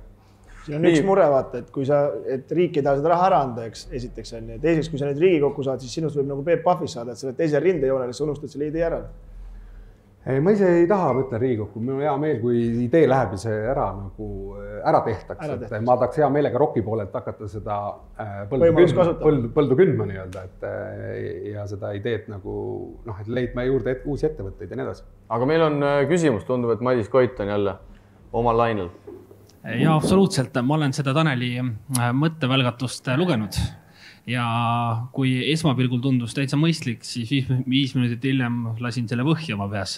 Et see on mitu põhjust, et esiteks praegust majanduslik olukord arvestades teades seda, et tagatubades käivad jutud, et peale valimisi tuleks üldse käibemaksu tõsta, sest et riigieelarves on raha puudu. Et kui me räägime sellest 90 miljonist või 3%, siis juba see tundub nagu et selline kompromiss läbi läheb, aga see selleks.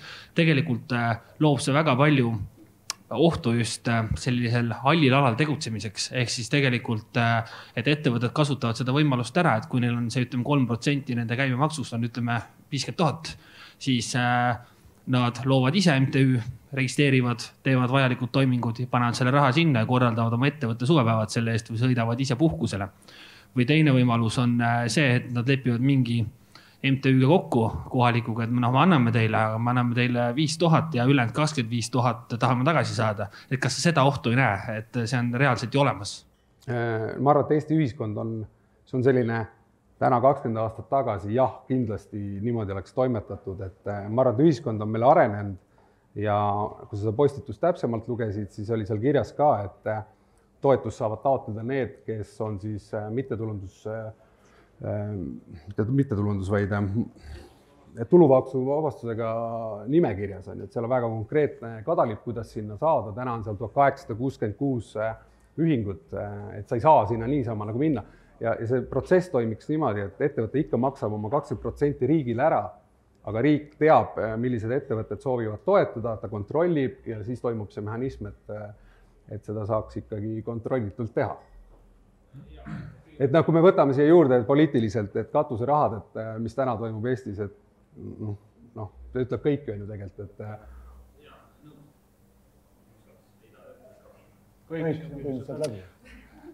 Nii, nüüd töötab. Repliigina vastu, et olen selle kadalipu läbi käinud ja liiga keeruline see ei ole. Aga see selleks. Teine küsimus siin on nagu see, et ma olen nagu nõus, et Eesti spordis, kultuuris on raha puudus 90 miljonit võib olla üsna täpne. Et tegelikult seda raha on palju puudu. Kas sellega ei ole seda ohtu, et see raha hakkab liikuma pigem sinna, kus seda raha juba ongi niigi kõige rohkem. Ehk siis just need spordiklubid näiteks, kes on kõige tuntumad, on kõige suuremad, võtame Cramo, Flora ja nii edasi. Neil on turundusväljund, mida nad suudavad pakkuda ka nendele ettevõttele rohkem. Aga see, kus seda raha ei ole, kus on võib-olla nii-öelda tehakse väga tugevat tööd noortega, aga ei ole seda eestvedajat, ei ole sellist brändi, et see raha sinna ei jõua, kus ta peaks ka jõudma. Kas seda ohtu ei näe? Ma arvan, et just annab väiksematele ka võimaluse, et võtame näiteks Värska linn, kus tegutseb ükstapuha mis ühing, sport või kultuur, et tal on palju lihtsam minna kohaliku ettevõtte juurde ja öelda, et ma ei taha sinu nagu sponsortoetust, aga näed, riik on loonud ka siia piirkonda meil võimaluse mingisuguseks kasvuks või koostööks, et ma arvan, see on nii lai turg tegelikult, et seal ei ole, et kuidagi otsa saab või kuidagi nagu, et meil on vaja mingi käiku üldse välja mõelda, et kuidas seda kasvu üldsegi looma hakata nagu. Et tugevamad lähevad tugevamaks, noh, kas see on halb? Selles mõttes, kas see on nagu selles osas halb, et toimub areng ka seal ringis? Selles mõttes, et ma arvan, et kui see idee näiteks läbi läheks, et siis võib-olla tekiks meil teistesse kohtadesse rohkem nagu võistkonda, sellepärast Värskasse niisama ei teki, võib-olla tänu sellele tekib, Narva tekib, Ida-Virumaale tekib, et seal on siukse variante on, kui keegi suudab need VKG mehed ära rääkida. Nii, jah, et viimane täpsustav küsimus, siis ei sekku rohkem. Et me teame, et vähemalt mina tean, et sa kandideerid Riigikokku ka. Kui sa sinna saad, siis kas sa lubad, et sa teed kõik endast oleneva, et see idee saab ellu viidud? Loomulikult, aga veel tugevam argument võib-olla on see, et Eesti 200, kelle nimekirjas ma kandideerin, et nii Arena kui ka 3% käibemaksust on koalitsiooni paberil sees. Nad ei ole valimislubadused, vaid need on see, millega minnakse läbirääkimist lauda. Ma usun, et see võiks olla suurem garantii, kas mina saan või ei saa, on teisejärguline. Läheme siit edasi ja võib-olla ärme jää Taneli valimisprogrammi liialt sisse. Oleks väga tore. Kuigi sa seda tegelikult tahaksid, aga see selleks... Te olete Tallinn praegu. Ei ole sinu ringkond. Aga räägime ikkagi rahast, sest et paratamatult tark, intelligentne mees sa oled ja tuleme Korvpalliliidu juurde. Et sa jälgid ka asja kõrvalt, sa oled ka nüüd ju ikkagi klubi juht Rock Tartu näol. Et kuivõrd Eesti korvpalliklubid võiks olla rahul sellega, kuidas Korvpalliliit neid kas siis toetab või ei toeta? Kas see üldse peaks olema mingi teema, kas see on üldse tänapäeval vajalik? Mulle sellised, kuidas öelda, ülevalt alla laus sellised toetused või nagu mingid projektipõhised nagu ei meeldi. Et ükskord tuleb ja sul arengut, kas sa teed selle toetusega arengu või sa ei tee. Et pigem peaksime ühiselt just mõtlema, kuidas need spordiklubid ise saaksid arenema hakata, mis seesama seda ideed nagu toetab, et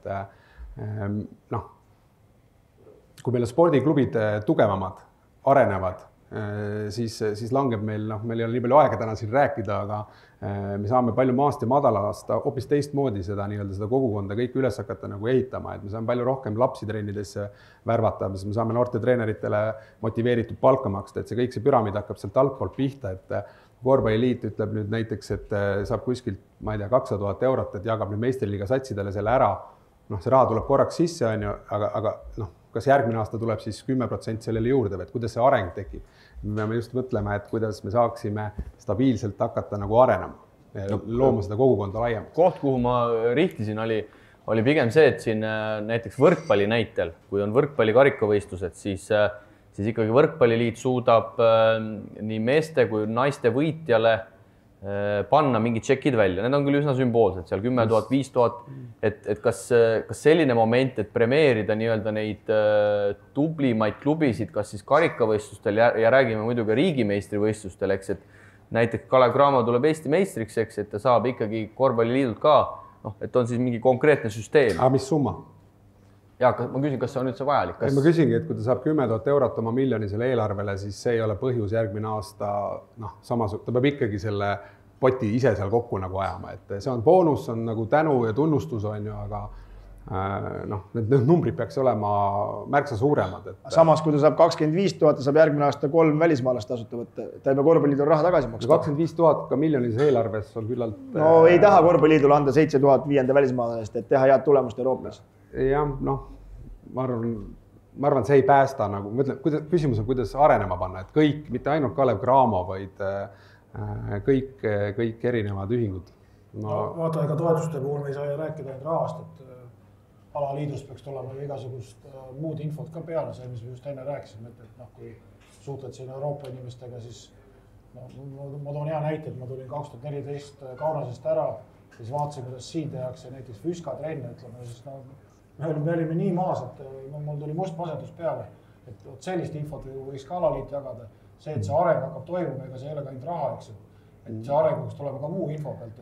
Nõus, aga kui ega me ei oskagi öelda, kas 100 000 on motivaator või ei ole. Aga mõne klubil, kes on 5 sotiga 50 tonni, oleks see päris okei auhind. Ma ikkagi toon paralleeli selle nagu ettevõtluse, et Eestis on ettevõtted need, kes meie majandusedu tagavad. Aga spordis on need väiksed spordiklubid, mitte väiksed, võivad suured ka olla.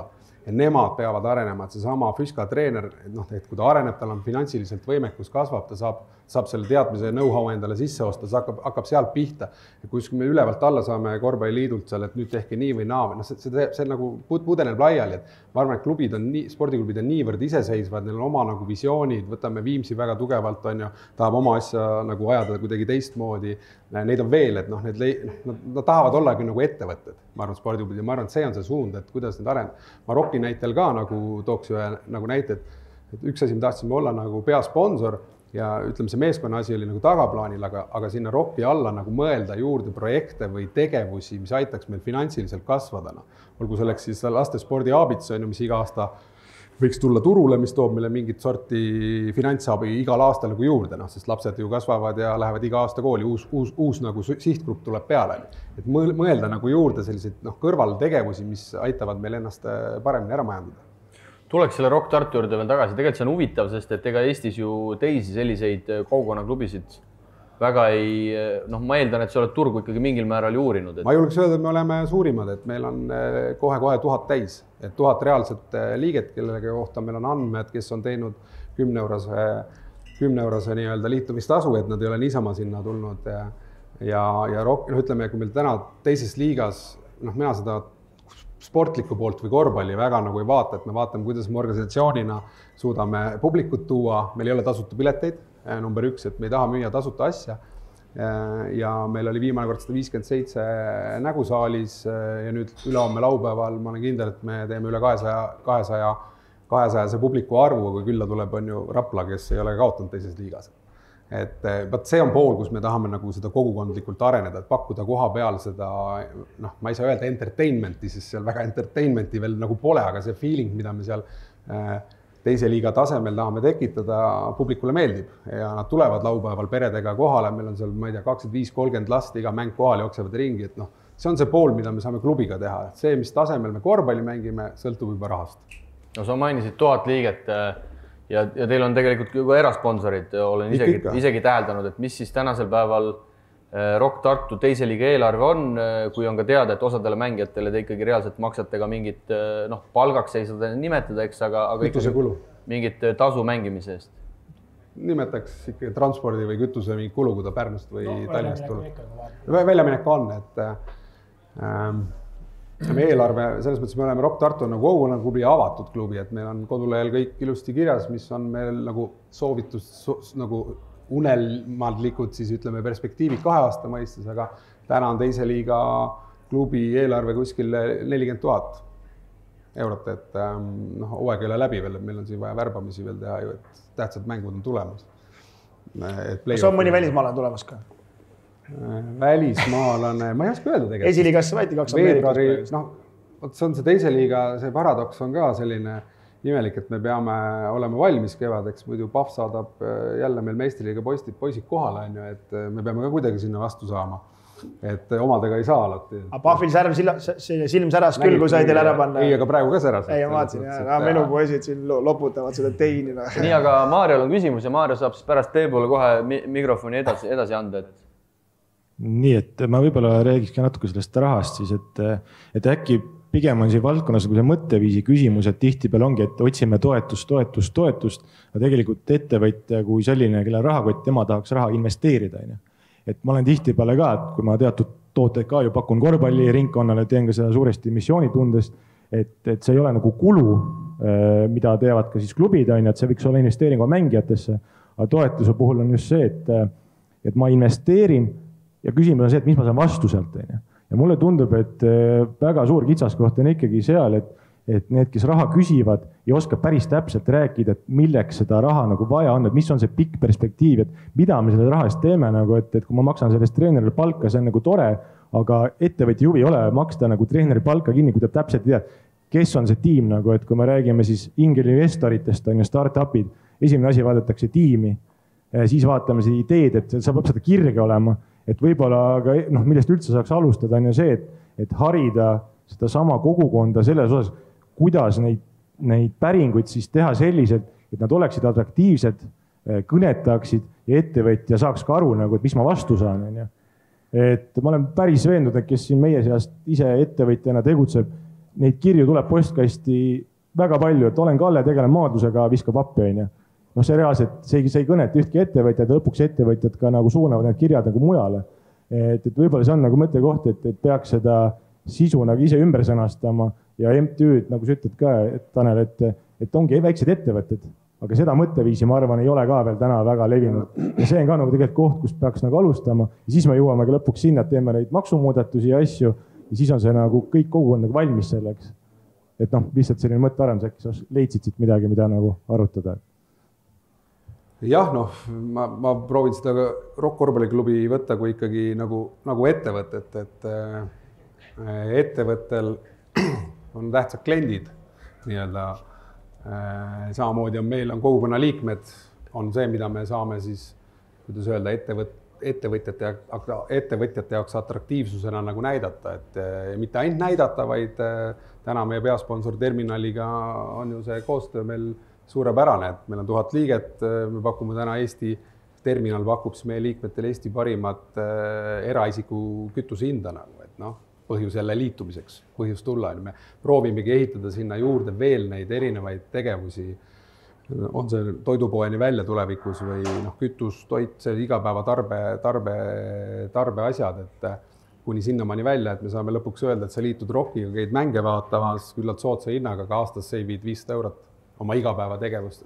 Et noh, see on see suund, aga noh, me ei saa kõike nagu ainult raha peal nagu üles ehitada, peamegi seal saalis ka midagi nagu pakkuma ja noh, tegelikult sellist miks me valisime laupäeva mänguks, noh, väga konkreetsel põhjusel, et siin on ka palju räägitud, et mängud on Eestis siin nagu ühel ajal, ühel päeval on ju nagu noh, et noh, kõik kattub, et see publik, kes Tallinnas vaatab, peab vaatama 3-4 mängu korraga samal ajal, et ta lihtsalt jaguneb laiali, on ju.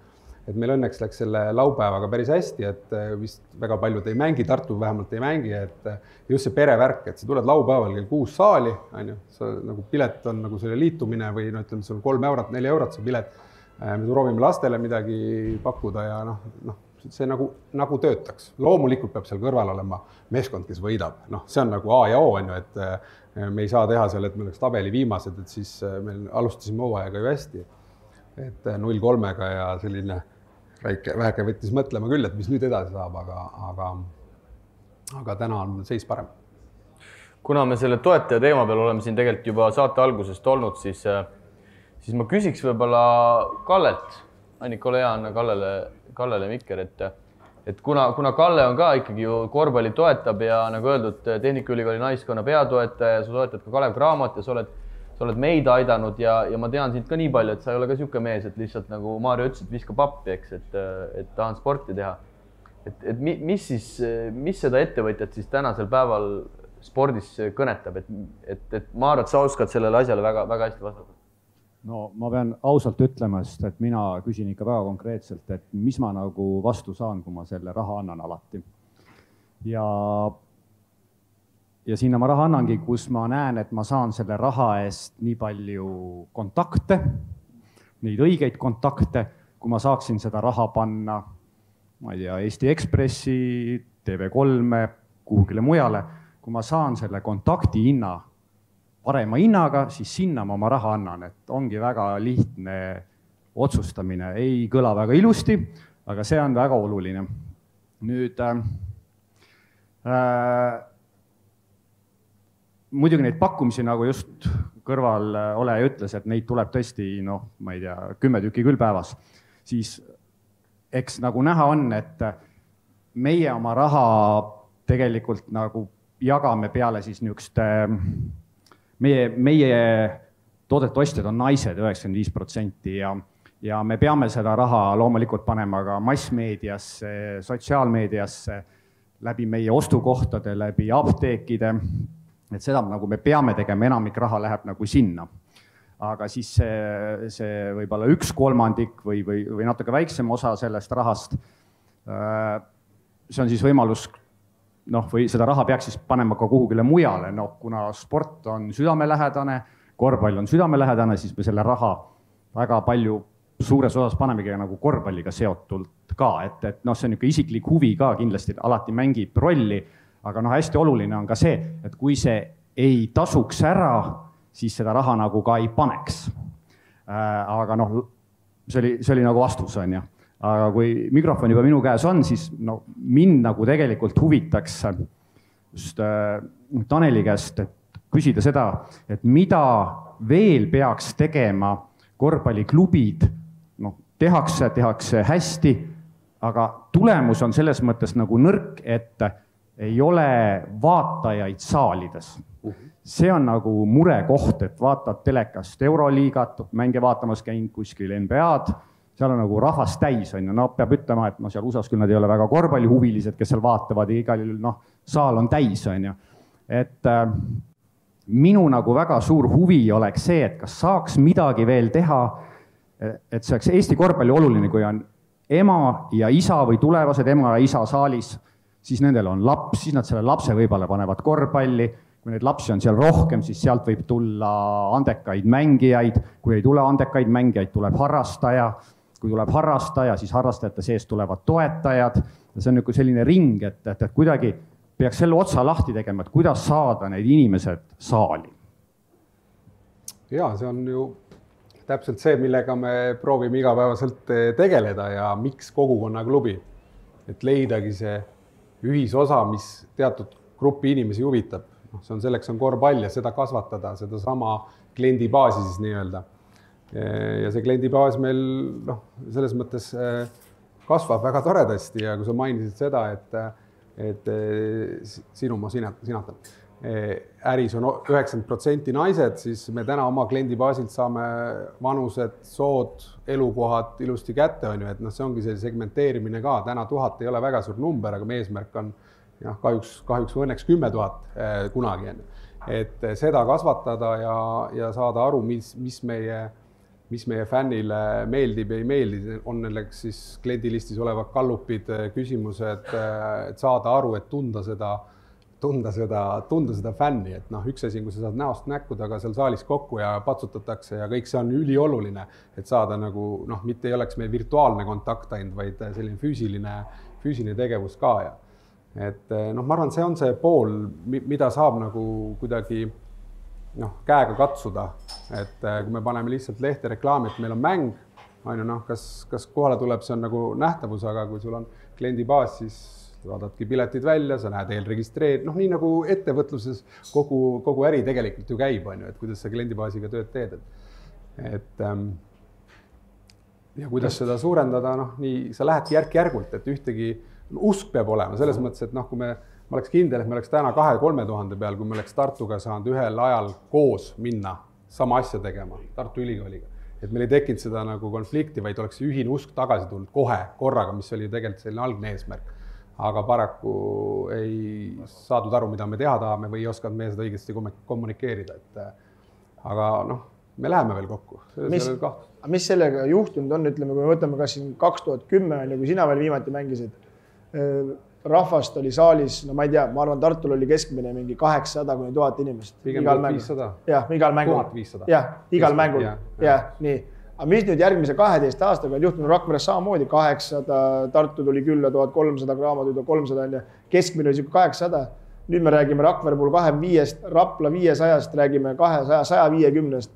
Et see on nagu müstiliselt kukkunud, kas see korvpalliliit, klubid on teinud praegu kartelli, 10 euri pilet on ja kas 10 euri natukene palju ei ole, küsin, on ju, sinu eesmärk on sponsorite pärast need inimesed lihtsalt saali saada, olgu siis see sümboolne 2 või 3 on ja et minu mõttes nagu matemaatika, eile oli hea näide selles mõttes selle salvestuse päevast eelmine päeval, et Tartus teid tasuta mäng 1522 Pärnus, 1522 pealtvaatajad, Peep näost valge 30-ga.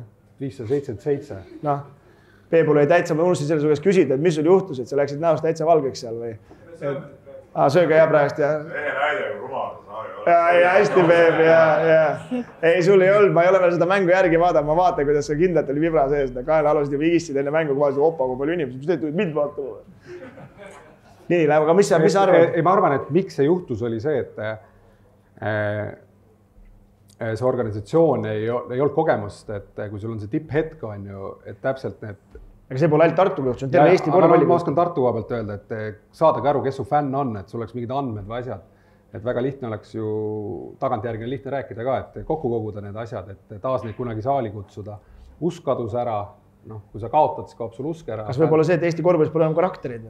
ei, see on kindlasti sellega seotud, me jõuame tegelikult jällegi sinna rahani välja, et kui sul on raha, sa saad atraktiivsust palgata.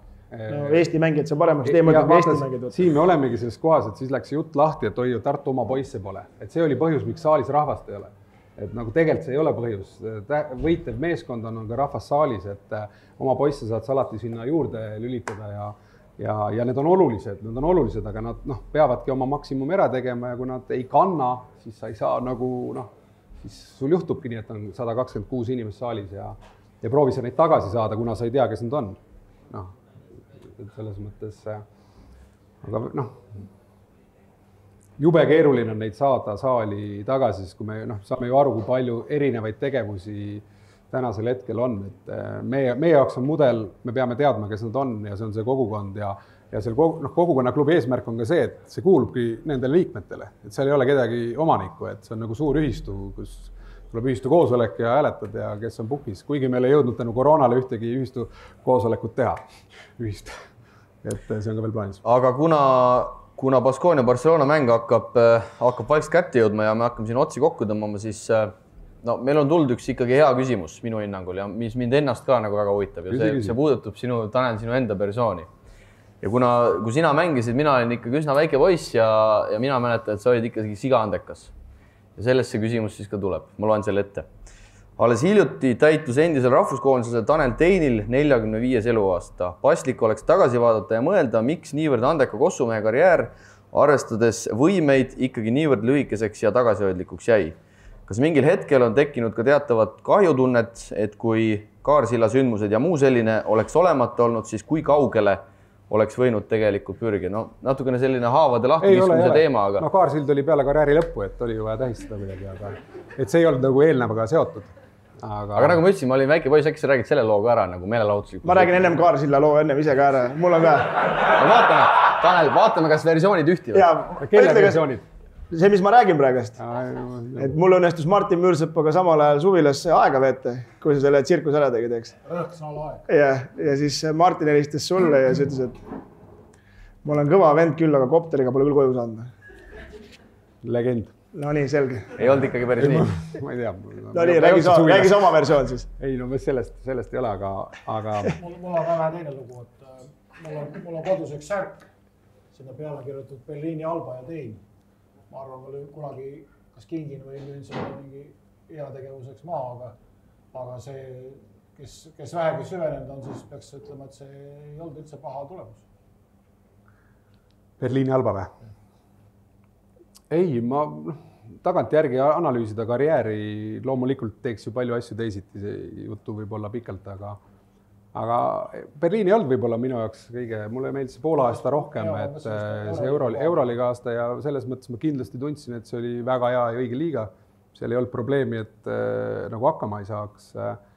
Miks need teed läksid ja ma tahtsin jääda peale Euroliiga aastat ka, peale Poola aastat siis, et uuesti Euroliigasse, aga natuke tinistas see Alba seal liiga kiiresti ära. Ma tegin selle otsus juba mingi juuni 10, mida ma tavaliselt kunagi nii vara ei tee, et ma ikkagi olen seal nagu natuke kauem seda seedinud, aga mingi sisetunne ütles, et kuna me olime mänginud ka Poolaga Berliiniga, siis oli nagu äge keskkond, võimas selline organisatsioonne tase ja lihtsalt sealt ka, see hooaeg oli ka normaalne, aga sealt edasi kuidagi tahtsid juba nagu oma amploasse tagasi võib-olla rohkem, et see hakkabki natukene ka kummitama kindlasti, et nagu ma enne alustasin ka, ütlesin, et kui asjad nagu toimivad spordiklubis või võistkonnas kuskil, siis ma ei näe põhjust alati sekkuda, kui nad ei toimi, siis tuleb võtta ohjad ja teha midagi. Sa sekkusid kevadel ja play-offis tavaliselt? No võtame kapi lahti, et kus need medalid jagatakse, et see ongi, et sellest võib mulje jääda, et sa sekkusid, et sa pead ju mingil määral ikka hooaja läbi ka saama kuidagi. Ei mõtlegi, et seda räägitakse, et 8 kuud rahulikult ja siis viimasel 2 kuuga hakatakse järgmise aasta palkas jagama, et siis oli Tein kohal. Ja Tanel Sokk õppis ka selle väga hästi ära. 2 meest on siin Eestis nagu. Ja mõlemad on samas erakonnas. Siis oleks võinud ainult kevadel tulla. Milleks seda eelnevat jama. Aga siis eelmised 8 kuud jooks võib-olla palka saanud, kuks kevadel tulnud. No ja palk palgaks, et korvpalli ma arvan ikka, sa teed kirega ja tahad nagu selle mängu pärast see, et meil õnnestus siin enamusel selles ka oma töö teha, see oli ikkagi privileeg ja väga äge. Aga see viimane hooaeg oligi, eks 2009-10? Jah. ja mis see siis see täpne põhjus oli, sa tundsid, et siit ei ole nagu kuskil edasi minna, et nagu ma ütlesin, sa olid ikkagi siga andekas ja see Tartu ei pakkunud sulle sellist motivatsiooni tol hetkel enam? No ma ei tea, kui praegu Valmo kõrvale minna ja hakata seal teisest liigast tulema, mine tea, kuhu välja jõuame, aga no tegelikult oli põhjused ikkagi mingil määral vigastused asjad, et kui sa pool aastat ei saa seal kangi selga võtta ja midagi teha, et siis konditsiooni asjad ei ole sulle nagu sobilikud, et seljaprobleemid ja natuke sellistes. Aeg oli lõpetada, aga mis selles mõttes? Ei, ma üldsegi ei 32. Puus praegu kuskilt valus ei ole, kõik on hästi, et Valmost me ei hakka rääkima. Igal juhul paar minutit veel mänguni, nii et täname ka sind, Tanel Tein. Aitäh kutsumast.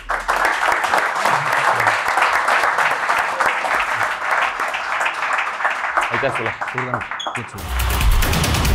Ela Unibet TV-ga kaasa suurimate korvpalliliigade mängudele. Unibet, mängumeestelt mängumeestele.